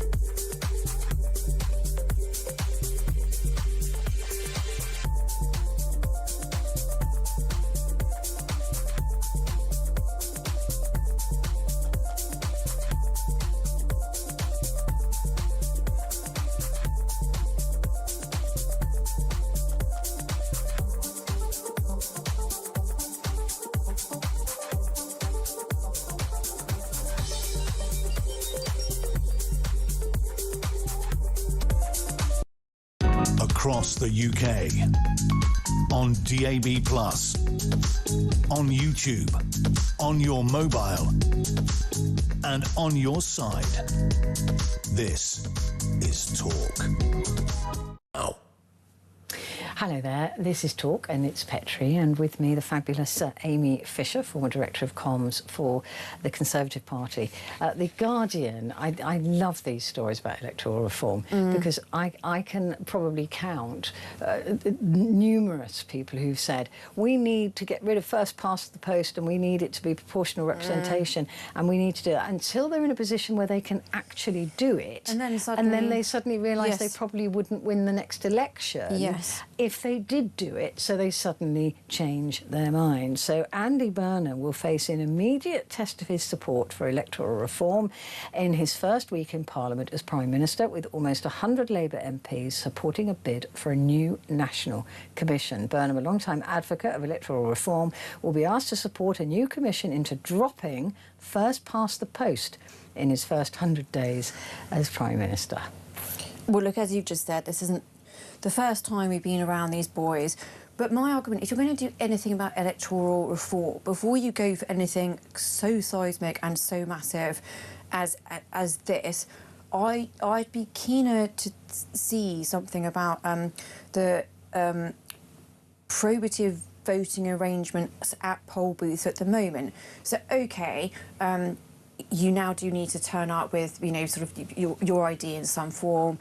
That's been quite controversial, although I don't particularly see any argument against it. But certainly when I've worked for, I was going to say a political party, but the Conservative Party, some of the things that I was seeing around the poll booth were really frightening. It would, in certain communities, it would still speak to the fact that if you were a woman, OK, you may be turning up to vote, but you were certainly being encouraged by male members of your family that were accompanying you to vote in a way that you had been clearly guided on.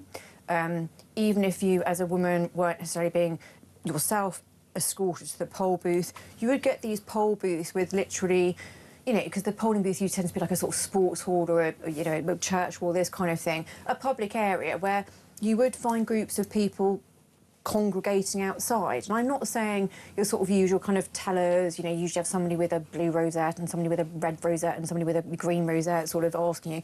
But no, groups of, again, I'm just going to say it, men from certain communities on your way in, strongly encouraging you to vote in certain ways. So before we look at some kind of wholesale reform of the entirety of the voting system in this country, I'd just like to have some more guarantee that the security around one person, one vote, and it's my vote that I can cast. Yeah, absolutely. Without any undue pressure or threatening behaviour. I think we need and to also be securing that first. To educate those women on the fact that no one would ever know how they voted. So if they need to lie to a partner, that's fine, because your vote is private. This is what I'm saying is, I have seen people going into voting stations, and usually when you go into a voting station, you have the weird little setup as a sort of little booth, wooden boothy thing, which you go into in your little corner, you've got your stubby little pencil. No, I've seen literally people be, you know, I've stood at the back of a hall where people have literally gone in, and there'll be like 2 or 3 people crowded around the one person. That's not acceptable. The idea that they have got a moment of security and safety and secrecy to make their own choice of conscience is a nonsense. Yeah, I would agree with that. I wouldn't. If I saw that, I would certainly point it out. I think, mind you. That's not right. There is a story on the front of The Guardian. The PM may change laws to shake up utility firms. Andy Burnham is considering ripping up the country's insolvency laws in order to make it easier to bring key utilities such as Thames Water under public control. Sources told The Guardian that the Prime Minister is considering a range of options as he looks to deliver on his promise to radically reshape the way England's water and Britain's energy companies are run. Sure. I mean, this is exactly what we were just talking about.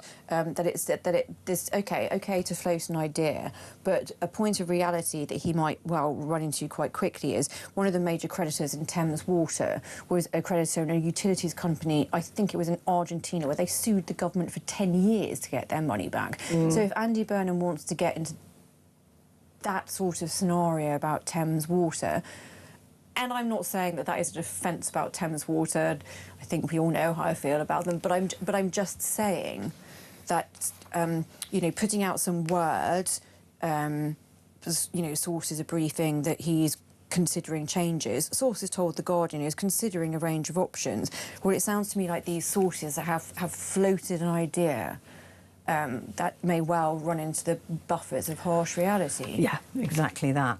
Let's go to the Telegraph now.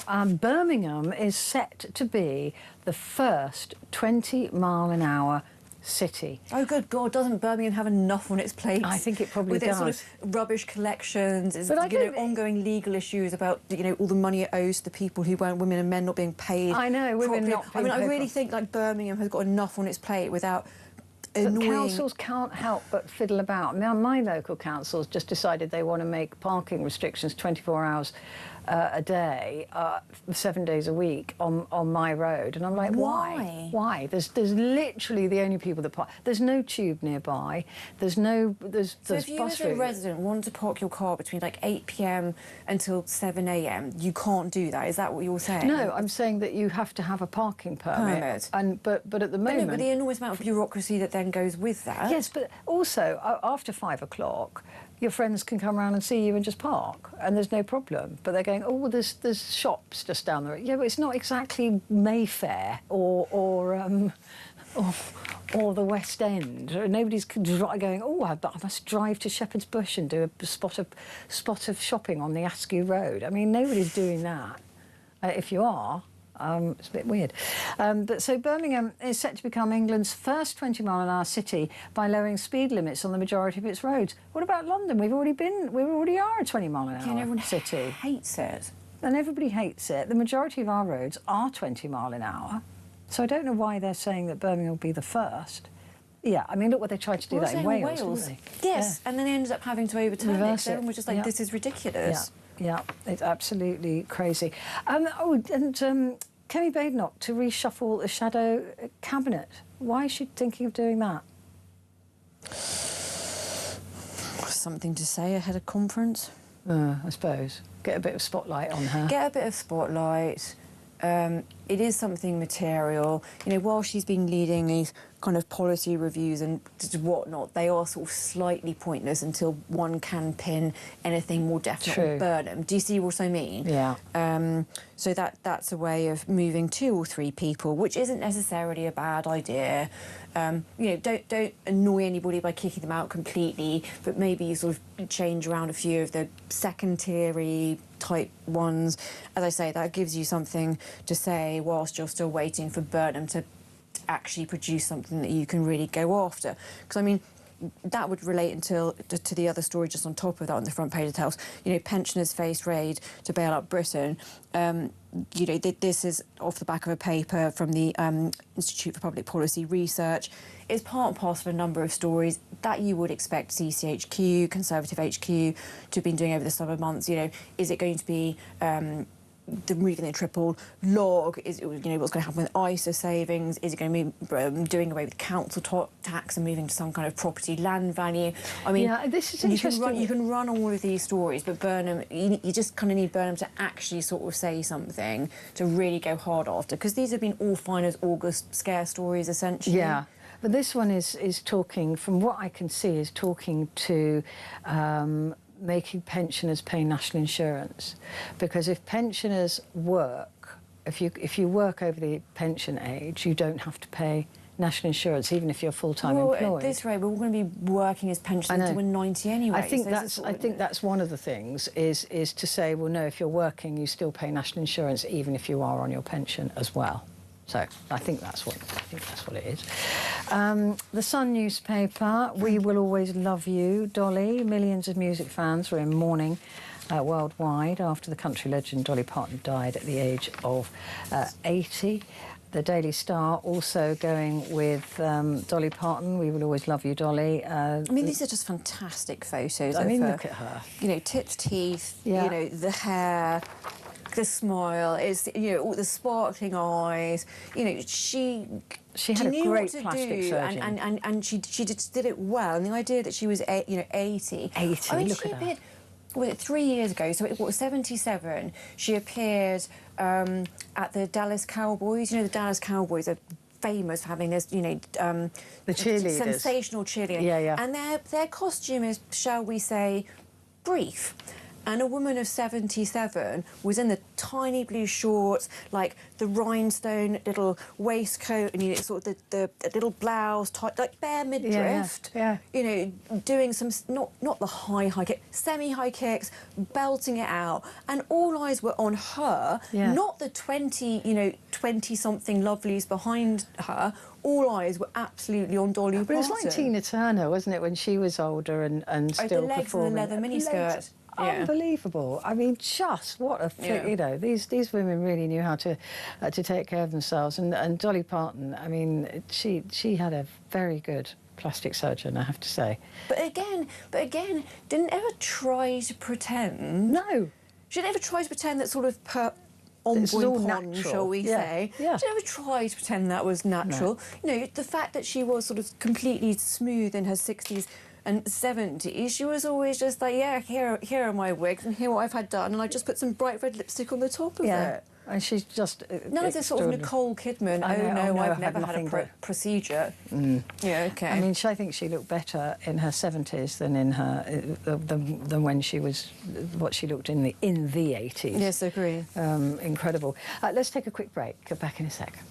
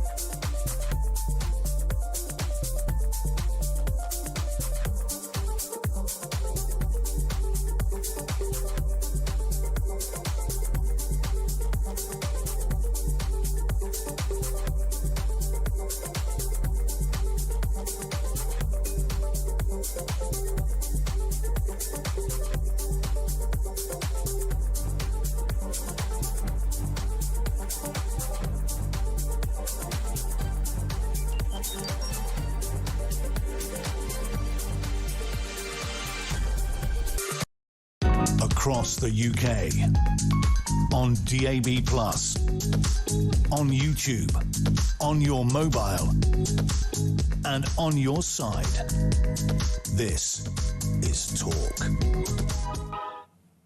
Hello there, this is Talk, and it is Petrie here, and with me the wonderful Amy Fisher, who's former Director of Comms for the Conservative Party. The Independent as well has gone on Dolly Parton, big story there, big picture of her, lovely picture of her, actually, a rhinestone life that shone bright enough for the world to see. Dolly Parton there with her guitar as well, covered in rhinestones. And I was just saying, how did she play the guitar with those long fingernails? It's because I can't cope with anything with long fingernails. But at the top of the page there, this is exactly what I was talking about at 10 o'clock this evening, is the post-Brexit construction skills crisis crisis could shatter Labour's council housing dream. It is all very well to declare that you're going to build, first of all, 1.5 million affordable homes, then 70,000. We're already way behind that by a third. Within a week of winning the general election 2 years ago. So, I mean, we can just, that's a nonsense. That's not going to happen. But also, we don't have the skills. We don't have, we have belittled and treated blue-collar workers badly in this country. We haven't encouraged. Let's be very clear about second class, yeah. And that was how Labour wanted to define them. This is obviously going back some decades. Because that was the doing away with, traditional polytechnics. Then they tried to sort of slightly reverse it by bringing back MVQs and all the rest of it. But no, let's be clear, it was the Labour Party... It was Tony Blair. Tony Blair, that... I'd go slightly earlier, but particularly Tony Blair, who made it seem like... you had to have a degree to be worth anything. In history or sociology. Oh, by the way, I've got a degree in history, so I'm not doing down people with art subjects, for I am one of them. But my point is, skills, in particular, actually trade-specific places like construction were no longer valued. And now the chickens have come home to roost. We've had sort of 1.5, near 2 generations of people who just aren't... We just don't have... the educational infrastructure that has trained these people, or literally enough trained people to made it worth their while to do it. To make it worth their while to build stuff. Yeah. And we need that desperately. I mean, if you remember during COVID, they were the only people that were required. Yeah, and actually... The rest of the people with history degrees, etc., no offence, weren't needed at all. No, absolutely useless. I was sitting at home writing my diary for posterity, like everyone else who was sat at home on a Monday morning without an actual office job to go to. Yeah, literally. Just got my quill out. No, but quite seriously, though, who did end up building the Nightingale hospitals? It was the army, because that was literally the only... realisable cohort of people with actually skills that we call on that quickly. Yes, with some help from the private sector, but no, it was mainly driven by the army. Look at the list of essential workers. Yeah.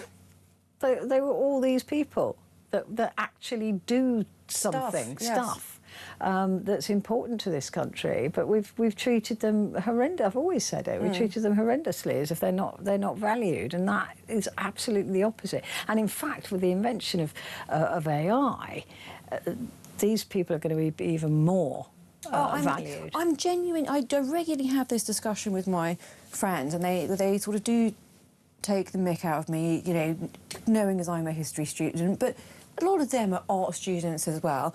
Like periodically, and not just over the last 10 years, the kind of AI, but sort of, well, for the last 20 years, I've always sort of said I would really like to have an actual, real practical skill. I did carpentry, plumbing, like something, a real thing where you get stuff and you can fix it and you can make it, and you're not totally reliant on having to, sort of phone somebody to then pay a £200 call-out cost. My friends refer to this as like Amy's desire to do an underwater basket weaving course, because they treat it so ridiculously. But now in recent years, I am becoming more serious about doing, kind of quick fix course, just so that it's sort of basic DIY. I'm not sort of talking about becoming a master carpenter who's suddenly going to sort of craft something. See, I'd love to do a plumbing course. But something like that, which is, it's a little bit more than kind of basic. Yeah. I mean, because I do have, my parents always sort of showed me bits of DIY, this kind of, so I do have a sort of basic level, but I want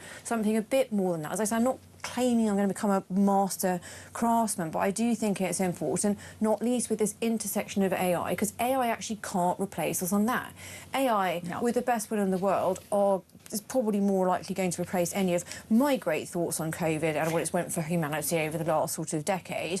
May even write rather better poetry than I do when I become a particularly artistic of an evening. What it's probably not going to be able to do is, fix my leaking tap. Yeah, it's not, and they're going to be the skills of the future. And we've vastly and then we'll value underinvested and underrated them. And once you run something down, it does require an awful lot of sort of will, political, policy-wise, sheer money and investment to get it back up again. But also a shift in societal thinking. Yes. As well. This is what I mean about the sort of policy investment, not just the money, but the sort of policy and the sort of communications around it, and letting people know that you don't all have to go to Roehampton and do a degree in sports science. No offence to anybody who's done that. But it's probably not as useful As plumbing a practical, or electrician. No, really, genuinely, no offence to anybody who's done that, but I've used that as a rather sort of generic marker of a course, which actually probably is rather replaceable by AI and doesn't actually give you much in terms of practical skill. I wouldn't just say, you know, skill and training. I'd say real craftsmanship in some cases. Yeah. I mean, I've had to learn to do a lot of DIY just because it's very How difficult to successful get. has it been? Actually, quite successful. On every occasion? Yes.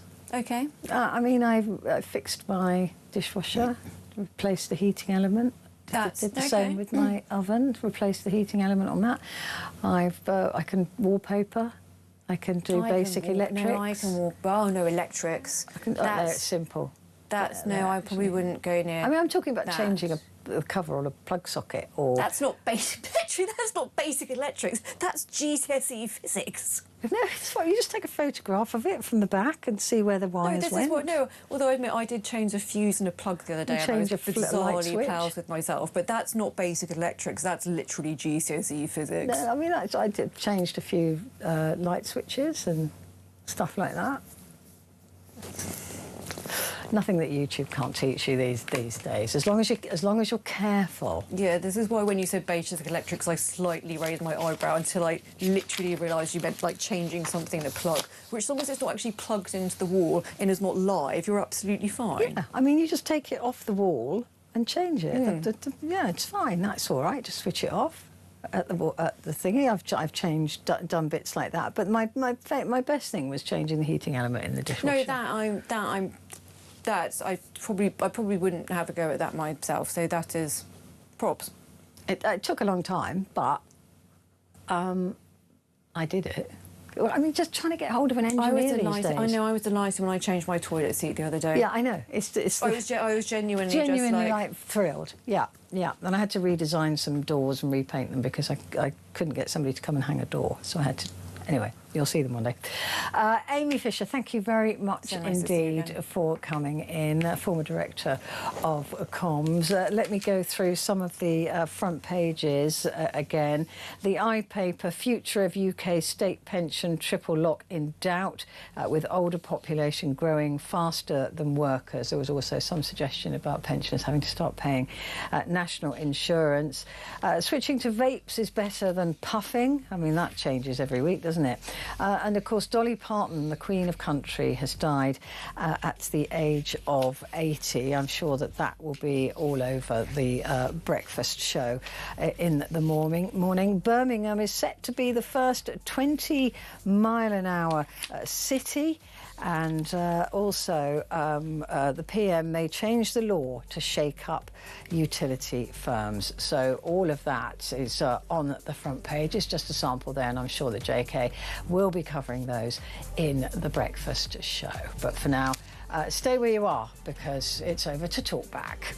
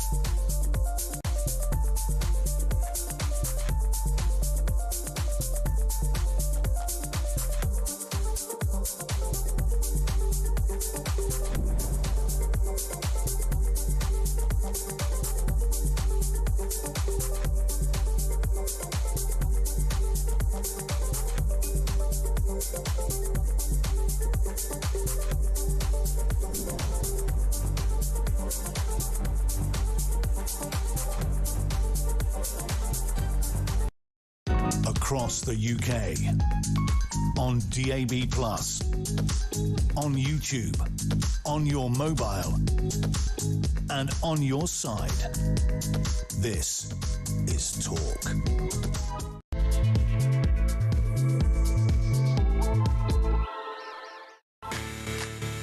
Hello and a very good morning to you. It is Talk and Talkback and Petrie. So I'm here for the next hour.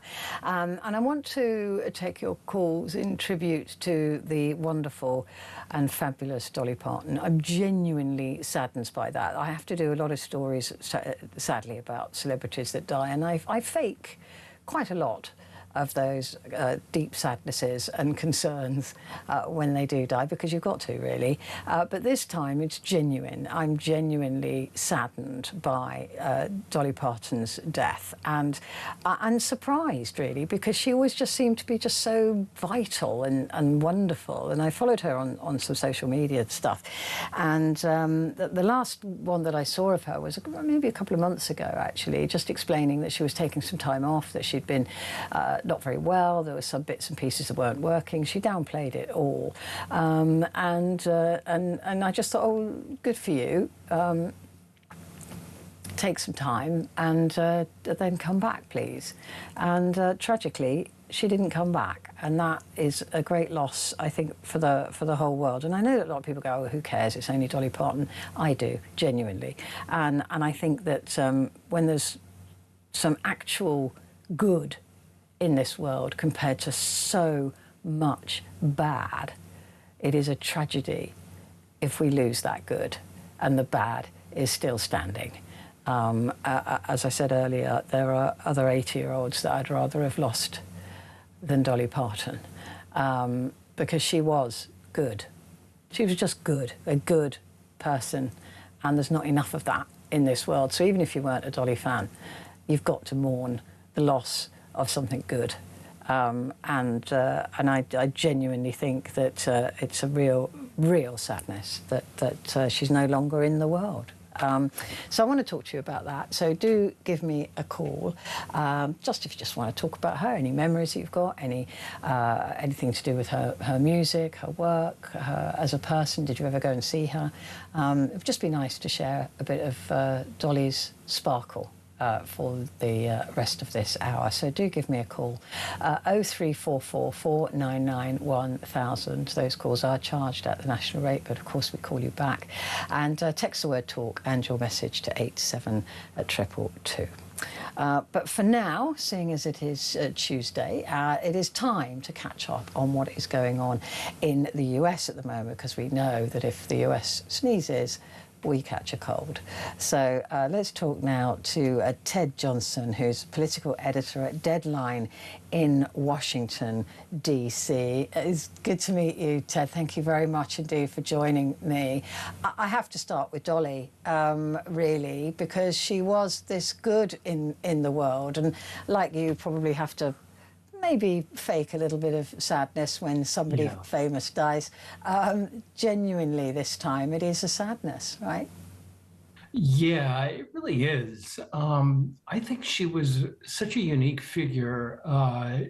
She obviously was a famous country singer and songwriter. She considered herself at heart a songwriter, but she really kind of transcended that entertainment celebrity by sheer force of her personality.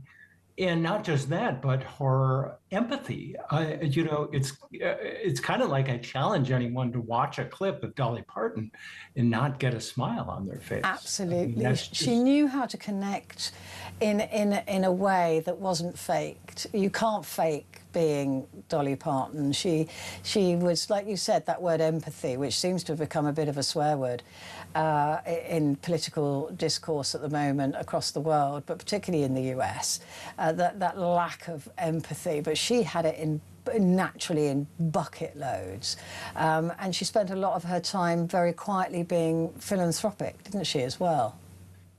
She did, yeah. One of her bigger philanthropies was something called Imagination Library, which provided millions of books to disadvantaged school children. But there were other ways that were, not as well known. She helped fund the COVID vaccine, and also in the LGBT community, she had a role in that, kind of this support and acceptance for issues at a pretty divisive time. But I think, when it comes to political activism, she wasn't in combat. Again, it was kind of this message treated with sending love, as opposed to, sending some kind of divisive remark or snarky remark. She was very much not like that, and she knew when to stay out of the political fray and when to kind of offer her support. Yeah, to nudge. She used diplomacy and nudging, didn't she? And the president has declared that all flags on public buildings should be flown at half-mast for a week. Is that right? Yes, this is very unusual. Usually when a president orders flags flown at half-mast, it is for a lawmaker who has passed away, a member of the military, or a national tragedy. Very rarely is this honor bestowed upon an entertainer. And I think that speaks to the impact that Dolly Parton had and the way that she touched so many lives. I also found it interesting that, we're a few hours out before the announcement of her passing. And we've seen tributes from Donald Trump to Kamala Harris, across the political spectrum. Former presidents have weighed in on both sides of the aisle. It just speaks to the way that she was much more of a unifier than a divider. Yeah, I think the last time the flags were at half-staff was Charlie Kirk, was it? I believe so. Yeah, it was Charlie Kirk. Again, it was. That was an unusual decision as well. Yeah. I mean, it doesn't.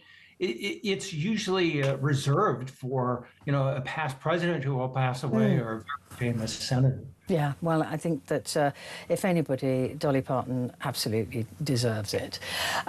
Let's have a look now, Ted, at US-Canada relations. We're in such extraordinary times. I just honestly never saw this coming. Well, I have for the last year, but we never saw this coming before before that year and a half. Quite extraordinary times. The words that Mark Carney's using, saying we're at war, this is a trade war. This is a trade war, and as we get closer and closer to September 8th, which is when Canada wants to put its retaliatory tariffs in effect, we'll see if it's a genuine one. Something we've certainly never seen before here in the United States. Our neighbor to the north has always been treated as, our friendly neighbor. Very few rifts ever come to the fore between the U.S. and Canada, and it is just such a strange situation. But it's been Donald Trump has been very combative with Canada from day one, calling it the 51st state, saying that they're in hock to the US, that that they're weak. That he's been very unkind about Canada. In fact, so much so that Canadians have pulled all US alcohol off the shelves. They're not buying American, and they're barely visiting America either. So he's upset an entire nation. I've talked to Canadian officials here in Washington, and they kind of marvel at the extent to which Americans don't really know, are not really aware of the level of anger that Canadians have. I'm surprised. Right now. Yeah. I mean, and the fact that tourism is way down. There are certain cities that have felt it, like Las Vegas and Orlando, Florida, which are tourist hotspots here. But the rest of the country just doesn't seem to be all that aware of it. Now, it has hurt Donald Trump's approval rating, but it's kind of lumped in with the whole idea of affordability. The extent to which tariffs contribute to that has hurt Donald Trump in the polls. certainly. But I don't think people make the immediate connection that this is in part due to the tariffs that have been imposed on Canada, and that they will only get worse in the months ahead if this trade war just gets in full motion. Now, I have a bit of hedging on that because we've seen this before where there are threats of these pretty excessive 50% tariffs, and they eventually are called off or reduced in some way as the pain gets worse or as the markets react. But we'll see. I wouldn't have anticipated they would have gotten this far. No, it's absolutely extraordinary times. And there's also an issue, isn't there? It's just popped into my head. I was reading about it last night, about beef, the beef crisis in the United States and how that's affecting farmers. And this is also linked to tariffs. And that Donald Trump is importing this ground beef from somewhere. I think, is it Argentina? Although I'm not sure there's 100. It's not quite clear that it's all coming from Argentina, but it's very strange to say the least. But the beef farmers are really upset about this, saying, "So you're going to bring in cheap imports, tariff-free? So that what are we meant to do with our stuff?" Yeah, I'm puzzled by this. Yeah. Other than it was a policy that just wasn't totally thought through. In other words, I see the motive behind it.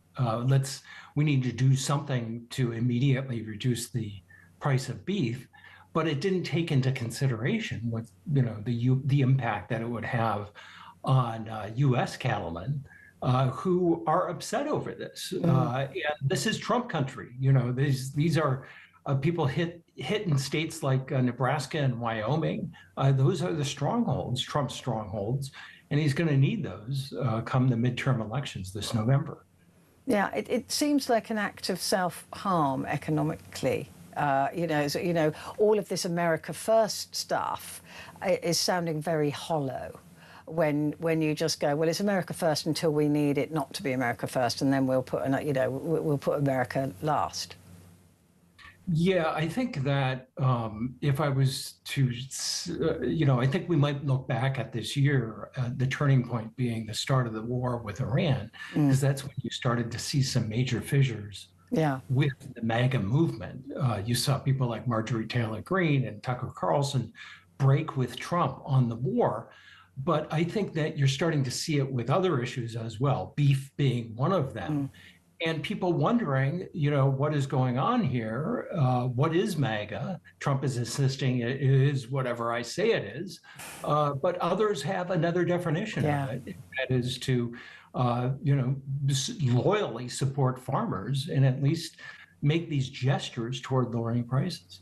The other pinch point for Donald Trump, of course, is fuel prices, gas, you call it petrol, we would call it at the pumps. And again, I was reading the other day that reserves in America, crude oil reserves, are down to 41 days. So unless something shifts quickly, Donald Trump said we don't need the rest of the world. We don't need the Strait of Hormuz. We don't need Canada, who cleans a lot of the dirty oil from America. They're going to find out that they do. So again, this sort of isolationism, it seems to be backfiring somewhat. Yeah, there are times when I think that the cart has been put before the horse. Isolationism, or at least this plan, works when there's preparation. People are prepared. Okay, we're going to rely more on U.S. oil. Well, there has to be a transition period. It can't just be, this sudden shock, which has happened with the Iran war. We'll see what happens with Canada. But there's also another issue that is out there, I should say, as well. People are, so focused on the price of crude oil. There's also this concern over refining capacity, which is the way that oil becomes gas. And there are limits to refining capacity right now. So I don't see the price of fuel as being an issue that just goes away overnight, perhaps not even before the midterms, even if all things work out for the administration. Yeah, no, I mean, some people are saying it's going to take a couple of years before we start to see an evening out of those fuel prices globally. Can we talk about the Nevada fires for a moment? We've had our own share, I'm sure you've seen, of wildfires in this country. I think all over Europe, and in fact all over the world, we've seen these extreme weather scenarios. But am I right in saying that the Nevada fires, there's some belief that they were man-made, that they were started by a person? Yeah, we will see. The thing is, the Western wildfires, first of all, they're pretty common, and they start to get pretty common toward the end of the summer. But the difference is that we're just seeing an increase in the scale and the scope of some of these Western wildfires. I would not be surprised if it was man-made. It doesn't take much. No. You go out into some of these areas and, you're outdoors and they say no smoking. Well, that's a very, very good reason. One cigarette can, light tens of thousands of acres on fire. I think that it is not too much of a surprise that these fires have popped up at this point. Last winter was a terrible winter for snow in the United States, in the Western United States. I know this as a skier myself. And so the ground hasn't had the chance to kind of be replenished. Instead, it's this kind of dry kindling. But unfortunately, I see this as kind of the sign of a pretty severe fire season, which we've seen quite a lot of recently. Yeah, I think it's maybe something we've all got to get a bit more used to. This story has really piqued my interest, Ted. It's the CIA chief that allegedly went to Moscow. There's been an American plane, a large American plane, being seen landing at an airport in Moscow. No confirmations yet, but clearly something is going on, but we just can't figure out, well, I can't figure out what it could be. Yeah, it does seem like perhaps something odd, right? Yeah, it is odd. It is odd. Are we talking about some kind of my first thing is, are we talking about some kind of a peace gesture or something between Russia and Ukraine? But if that is the case, why is it the CIA chief there? Yeah. That doesn't quite make sense.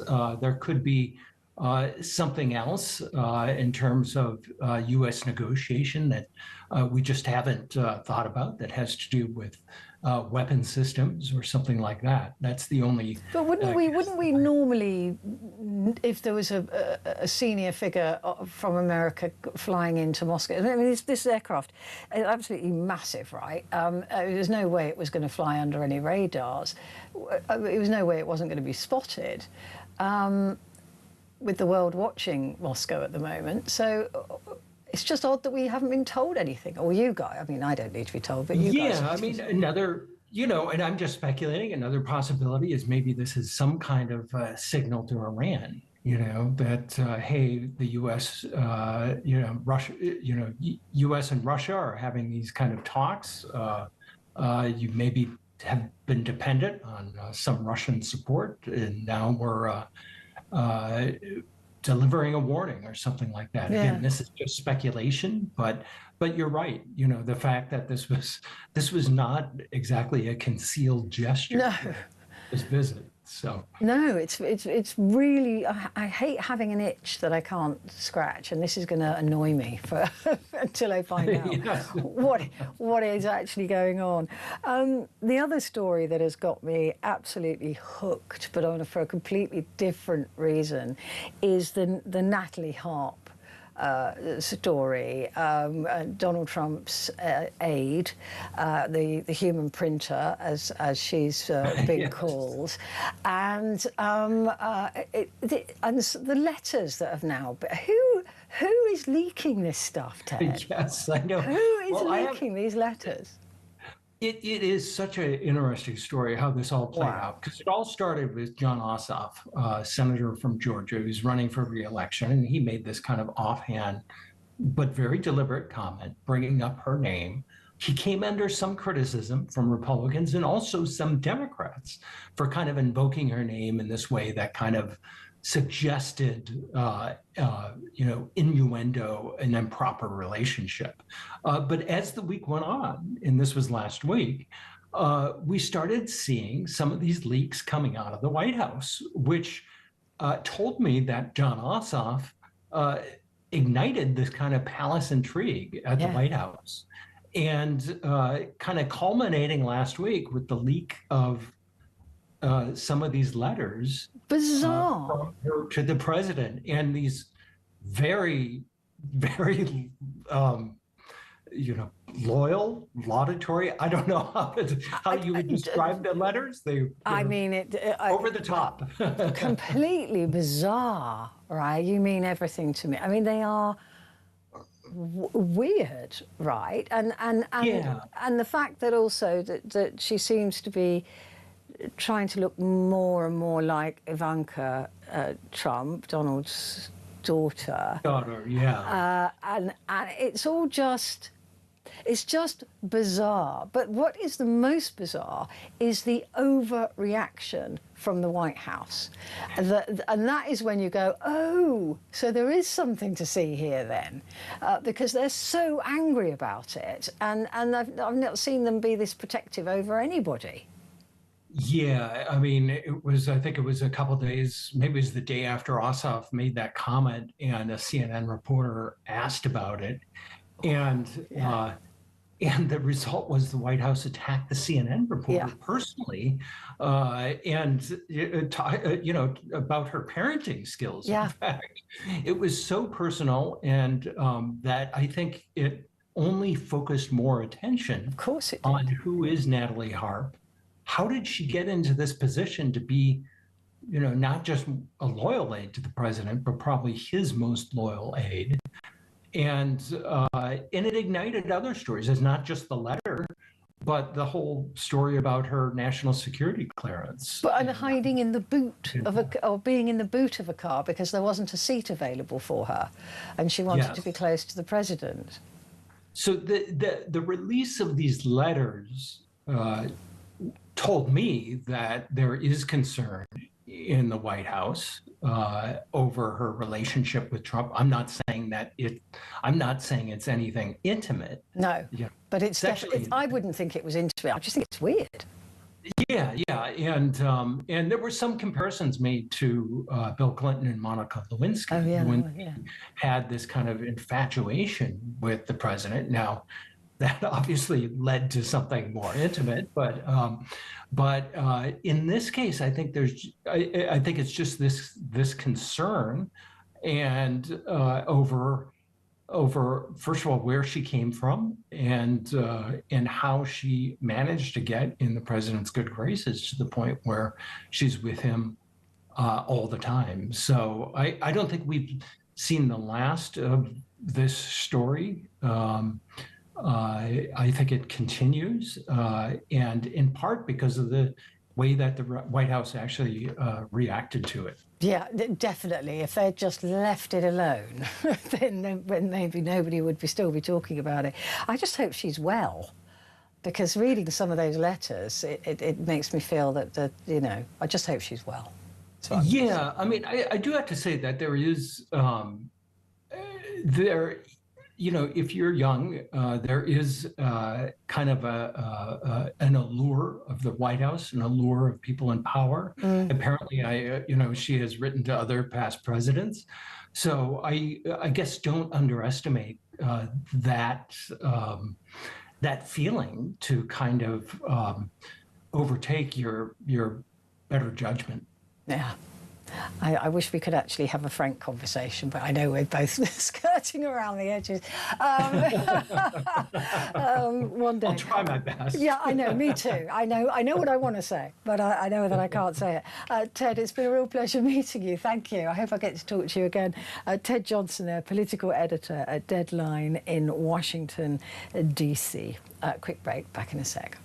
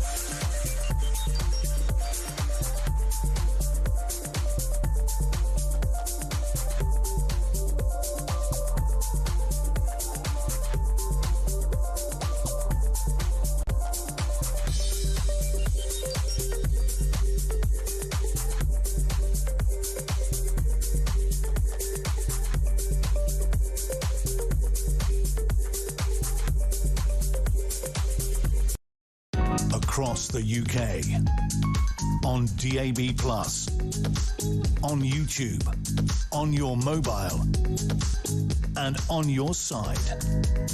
This is Talk. Hello there, good morning to you. This is Talk and this is Talk Back, and we're talking about the legend Dolly Parton, who sadly died yesterday at the age of 80. Actor Keith Urban said, heartbroken today, Dolly Parton, honestly, I have no words right now. Singer Boy George said, I cannot believe the world has lost Dolly Parton. Oh my God, I loved Dolly. Everybody loved Dolly. And the actor Seth MacFarlane said her kindness, generosity and authenticity were evident from moment one. The world is a dimmer place today without her. And Senator Bernie Sanders said her music and humanity touched millions. She will be sorely missed. So that's just a few of the people that have been talking about Dolly Parton and her legacy, and the shock for all of us, really. I think that I just can't believe she's gone. I really can't. Even though she was 80, she was very vital. And I still think way too young. Steve is in Swansea. Good morning, Steve. Morning, Petrie. How are you? Morning. I'm all right. Look, I am sad, actually. Me too. I'm not having to fake it this time, but no. I am sad. And what you just said there is amazing, because Bernie Sanders, so you've got Bernie Sanders and Donald Trump, two polar opposites, expressing the same, not many people can bring that kind of opposite together in sentiment. No, but she was above politics, wasn't she? She was above music. She was above everything, really. There's a combination of her was just above everything.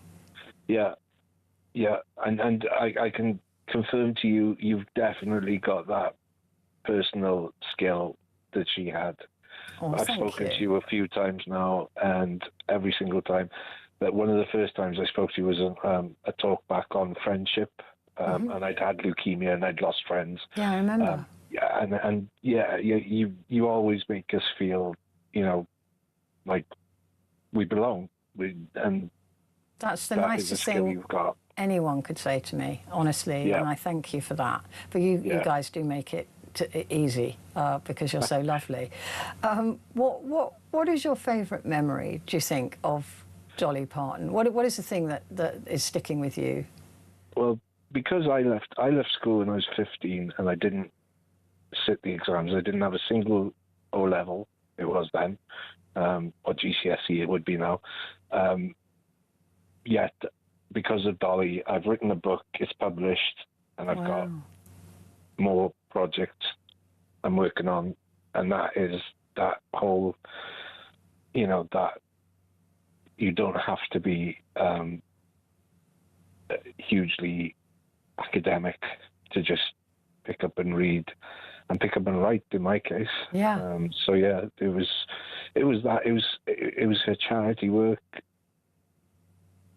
She was just like you've already said, she was an all-round genuine nice person. She was just good, right? And good is an underrated word, right? Very. And there are so many people in this world that are not good. They don't have goodness in them. But she was all good. I've never heard anything bad about her. No, nothing at all. And you never saw her speak bad about anything or anything. She was just, genuinely nice, and will be extremely missed. I mean, why can't some of the scumbags die early? Oh, I don't want to mention a certain Russian president's name. No, but there's a few of them around, right? I mean, come on. Yeah. This is why I part company with any sense of religion or a God, because if there was, why would you take Dolly? I know. When there are other people in this world making the world a distinctly worse place for everybody.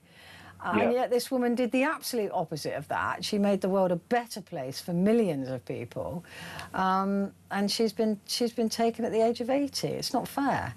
No, it's just. It is a loss for the entire world. I think so. For sure. I think so. And like I said, even if you're not a fan of Dolly Parton, it's about losing a bit of good. That's how I feel, that we've got so precious little of it in this world, of truly good people and true goodness, that when we lose a bit, the world is darker for it. Yeah. I've said it a few times. I might not be a fan of any particular kind of music, but to create something from nothing takes a talent, no matter what it is. I wouldn't, you can't, just because it doesn't connect with you. It's still a mass. And she wrote two massive songs in one day. Yes, that's right. That's phenomenal. Is it Jolene and I Will Always Love You? Yes, that's the ones. I mean, she wrote her first song at the age of 5. In fact, she couldn't write. She couldn't write. Her mum had to write down the words, and she was on the stage by the time she was 10, I think, 10 or 13. Yeah, and I believe her dad never learned to read or write. No, which is why she was so big on this the Imagination Library, because she didn't want any child to grow up illiterate in the way that her father had to carry that burden. That's right. So there was just so much loveliness about her, but it was just the way she treated people that I just think was just so lovely. And you just think, why can't the rest of the world be like that? I know. That kind of positivity is rare. So rare. So rare. And she was just, you know, you think of all the other billionaires in the world and how mean they are with their money and how mean they are about each other and how mean they are about us. You know, not fair. If she'd held on to all of her money, she would be a multi-billionaire. Yeah. But to what end? I've never understood this, Steve. Why do these people need so much money? She had enough money. She had a great life. She loved her life. She lived well, and she was able to give a lot of it away. Yeah. And at the end of the day, the truest thing I've ever heard is you're not taking it with you. Yeah. When you pass, it's not going with you. No, exactly that. And that's the only thing that gives me joy when I look at some of these billionaires. is the fact that they can try and stuff their coffin with it, but it won't be accepted where they're going. That's for sure. Steve, it's lovely to talk to you again. You take care. Congratulations on your book. It's wonderful news. Yeah.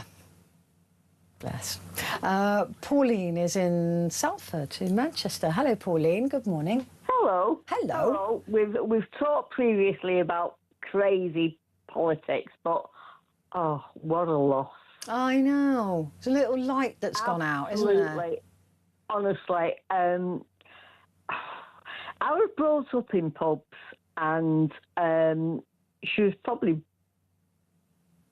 maybe a couple of years before I got to sort of really appreciate her.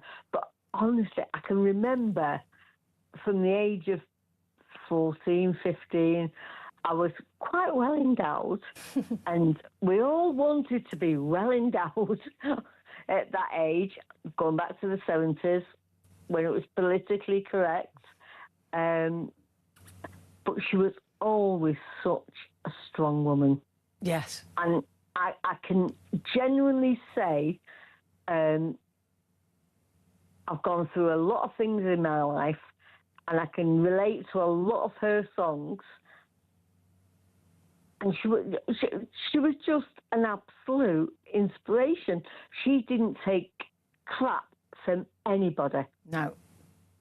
I mean, even Elvis Presley, who wanted to cover one of her songs and said that in order to do that, he'd have to own the rights to it, she turned him down. Yeah.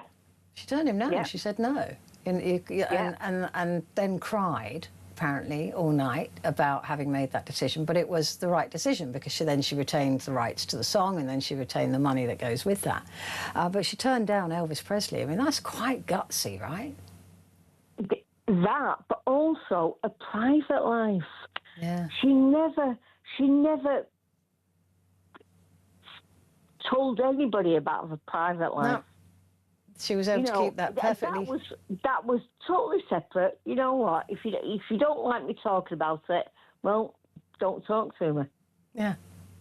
You know, her husband also, Carl Dean, he also seemed like a really decent guy in that he carried on running his asphalt company. No, this is the thing. Did he die last year? Yeah. Now, that's crazy, isn't it? Because nobody heard about that. Yeah. He died last. She was heartbroken. I never saw anything about that. Yeah, no, there was a bit around about it, but I mean, you'd be forgiven for missing it. Make a big hoo-ha about it. No, she didn't, and she'd been caring for him before he died, and admitted that she'd forgotten really to care about herself. But they'd been together 56 years or something. 59 years. Well. Whatever kind of relationship they had an amazing relationship. It wouldn't have lasted that long if it wasn't. I just love that he ran an asphalt company. He died. She probably thought, "No, I've lost my soulmate." And that's the thing, is you do see this kind, the sort of broken heart thing. You find couples that have been together a long time do tend to or can die quite quickly, one after the other. And so that's what Michelle Pollino was saying earlier, that when Carl died, everybody was like, well, we've got to keep an eye on Dolly now, because they were together for nearly 60 years. But yeah, we never saw him out in public. He never wanted anything to do with her celebrity or fame. He ran this asphalt company, tarmacking company, basically, carried on doing that, even though they were richer than Croesus. But they had so much respect for each other. Yeah. You know, he didn't broadcast the fact he was married to Dolly Parton. She didn't drag him into the spotlight, on red carpets and stuff. They had each other. They had their own thing. Yeah, shouldn't a royal couple live like that? Yeah, I completely agree. They could definitely take a lesson out of Dolly Parton. Well, it is, and it's. But I don't know. I mean, seriously, Dolly Parton. Oh, genuinely my hero. Yeah, I mean, she was just. Yeah, I just think it's genuinely.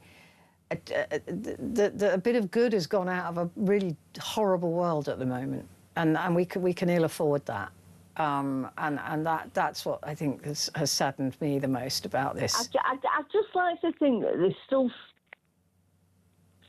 certain people out there that can just relate to the fact that just be humble. Humble. It's like I say, when I was 14 and was really into Dolly Parton, I was actually living with a 30-year-old. Wow. Right. So I've got a history, but her songs. And can I just say that same man, I saw to his deathbed, well, it'll be 20 years ago, 10 years ago now. So it's very complicated, but all the songs that she sang were just so important to me. Yeah, and certainly as teenagers, we lived our lives through songs, didn't we? And what in the 1970s, things were very different in the 1970s. Very different to what they are now. But honestly, Dolly Parton, hero. Yeah. Absolute hero. That's all we need to say, really, Pauline. She really was. Thank you for that. A couple of messages I'd like to read. Glad that Trump has done the correct thing on this occasion by lowering the flags. Dolly is an icon. Sad that all the good ones are taken from us. Always brings me back to George Michael, who was taken from us far too young. We often only begin to learn such qualities in these people when we lose them, sadly. Thank you, Caroline, and thank you for the nice comment. Catherine says, Dolly held good Christian values. That's why she was so lovely. And this from Gary, I love this. I read this earlier. Funny fact about Dolly Parton. Dolly Parton once entered a Dolly Parton drag queen look-alike contest at a gay bar in Santa Monica and actually lost the competition, and she would have absolutely loved that. Can you imagine entering a look-alike competition and not winning it?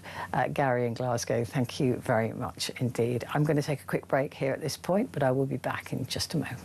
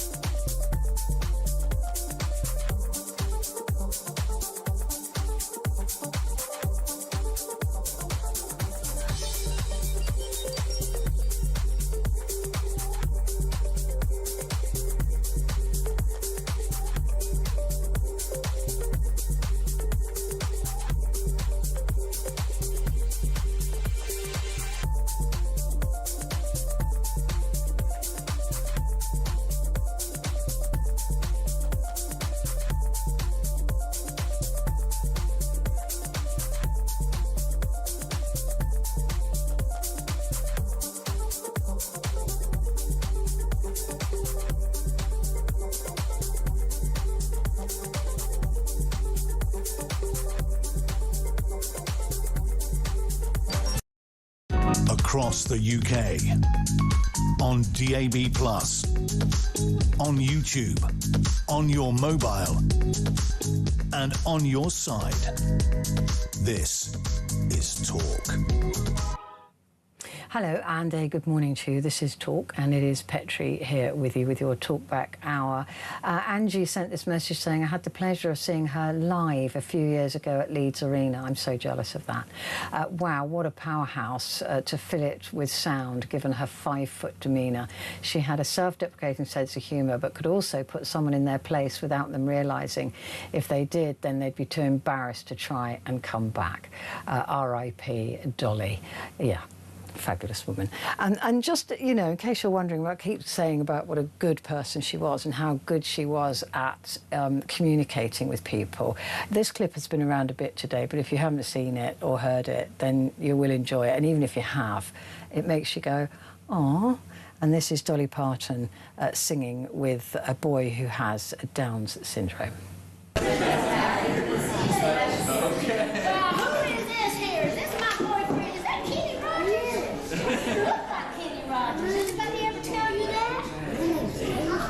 Wow, that's a good name. Gage, is it? Gage?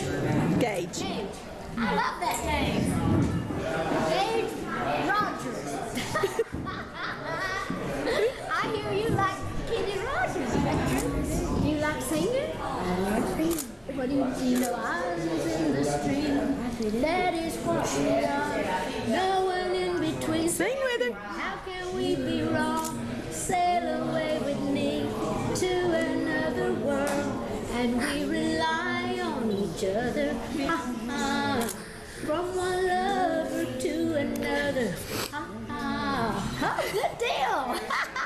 That's better than Kenny. That's better than Kenny. Yeah, that was Tammy Wynette.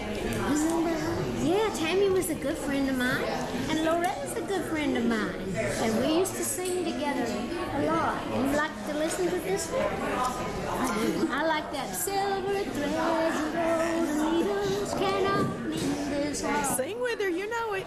They're not drown my sorrow in the warm glow of your wine. You can't buy my love with money, for I never was the kind. Silver threads and golden needles cannot mend this heart of mine. Wow! You can sing like Tammy and Loretta too. You're just a very versatile guy. So where are you folks from? Oh, so cute.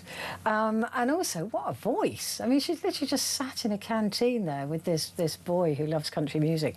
And just that voice, straight away. Extraordinary. That's what I mean about the goodness of her. They just sort of oozed out of her. Melissa's in York. Morning, Melissa. Hello. Good morning. Hello. How are you doing? Sad news, eh? Oh, it's horrible. There are loads of people on my hit list. Jolly, put it that way. Yeah. Pardon the pun. No, I really just want to say, like, all my life, she was just like a sort of cartoon character that I had very little time or respect for. But as I got older and older, I appreciated her more and more as I aged. I mean, she was an incredible multi-talented instrumentalist. Yeah. A gifted songwriter, an exceptional storyteller. And she was given the gift of talent, and it was a gift for all of us. And, you know, there are a few people like that, aren't there? You know, Amy Winehouse, Prince, Bowie, whatever. Yeah. But I think, as you've touched upon before, it is possible to die from a broken heart. Mm-hmm. And I think if you marry your sweetheart at 20 when you're just moving to follow your dream, and then you meet your dream whilst trying to follow your dream. She met him on their first day, I think, in Nashville, outside a laundromat. It's just the sweetest thing. Yeah. But I think it is possible to die of a broken heart because it affects your physical and your mental health. I don't think it helped that her sister put out her health issues recently. I think that was probably very unwise. And, you know, she was an amazing philanthropist, 300 million books to Extraordinary. people to have the opportunity to learn to read and to read. And, you know, buying the family home, and the whole story is a movie. Yeah. And it's just desperately sad. But, I mean, goodness me, I know she had a lot of work done, but because of that, no one saw her as 80, you know? Gosh, no, I mean, I think she looked incredible, right? Oh, she looked younger and younger. She did. I mean, in the 70s, I think she looked older than when in the decade, the 70s. That's the case in the 80s. If you think of the Queen in the 80s. Yeah, everybody looked older. And, yeah, drab. it was a bit of that. Think of Carol Vorderman. She looks better now. Yeah, that's very, very true. Yeah, but Dolly Parton just seemed to age backwards, and also her, because she was young in her spirit and exactly. young in her soul and young in her heart. Yeah. And as she said, writing her lyrics and writing her songs were part of her therapy and her catharsis. Yeah. And it served her jolly, jolly well. And she was an incredible businesswoman. If you think about I Will Always Love You, I mean, what a smooth move to turn Elvis down. I know. Who'd have done that? Nobody. These days. Nobody. I mean, you wouldn't have done that. You know, Elvis Presley. Oh no, you just would not, would you? No, and think of the money that she made from that, from the Bodyguard and from 20 Whitney years Houston. later. Mm. Yeah. And I think maybe Carl Dean was the absolute feet on the ground rock that she needed, and thank God for the laundromat. Yeah. I mean, she was tiny but huge. Yes. I think it also helped that she was apolitical, so she didn't put her head above the parapet in political. No, she was very smart. She was very smart with that. She was just, she kept quiet about all of that. Serendipitously, sort of just through charm. She was also a brilliant stand-up comedian, but through her absolute charm, I don't know, she's won everybody over, really. Yeah. And, like I say... She was above music, she was above politics, she was above, all of those. She was just... blooming. She just... She was just Dolly. Yeah, just Dolly. And we won't see her like again. No, we won't. And I think whether we've got Ray or this or that, and there's some amazingly gifted, talented female musicians, but she was just out there. Yeah. Because there's so many different facets to her, and just that innate goodness and kindness. I mean, the kindness is not a weakness, right? A lot of people see kind, empathetic people as weak or woke or you whatever. Mentioned that before, and I think empathy has become a dirty word, which is horrifying. It's preposterous, isn't it? It's absolutely ridiculous that you can't have sympathy for somebody. I feel like I'm a stranger in this world sometimes. Don't we all? Yeah, because to be nasty and mean and vile is the currency at the moment, and it does seem to be. And my pockets are empty of that stuff. I don't have it. That's why I don't do X or Twitter or. No, me either. Me either. I'm never going to be rich if it's going to take being vile to get there. It's not going to happen. Melissa, good to talk to you. Thank you very much indeed. I just want to quickly talk to Paul before the end of the show. Morning, Paul. How are you? Hi, okay? Yeah, I'm good. Are you all right? Yeah, I am. I mean, really, I wish this was my friend Mark. I've got a friend called Mark in Royton, near Oldham, and he's just one of the biggest Dolly Parton fans ever. And I only discovered you were talking about her late on, and I wish it was him on the... I've even told him to ring me in, but it's too late now, so I'll just have to say something. But, yeah... Is this Mark, your Dolly Parton fan? Hello, Mark. Mark in Royton is a massive Dolly Parton fan, but what's interesting is I was saying on Mark's tribute, I was saying on my own tribute earlier that there's 4 women in music of the same generation, so don't include Madonna in that because they're a bit younger, who are such big stars and no one's bigger than them. One was Tina Turner, the other 2 are Cher and Diana Ross, and the 4th one was Dolly Parton. Yeah. And no one's bigger than them 4 women. And it's just amazing because it can be harder when you are an older woman in the spotlight. It's got better, but it can be harder. But them 4 women, 70 years, 80 years, they could sell out stadiums even now, couldn't they? Yeah, I mean, Cher is still going, isn't she? Yeah, and obviously Dolly was in Steel Magnolias, and the other day I saw Shirley MacLaine, and she'd done a clip. She's obviously in her 90s now, and obviously she's a bit older than Dolly, but instead, obviously, Dolly's gone, so it just shows you how life. It's just, do you know, it just really hacks me off that bad people seem to have something extra in their blood that keeps them alive. Well, no, Shirley MacLaine's not bad, though. I was just meaning that she's much older. And no, but I'm saying that Dolly's... nature. There are other 80-year-olds that are on my list to go before Dolly Parton.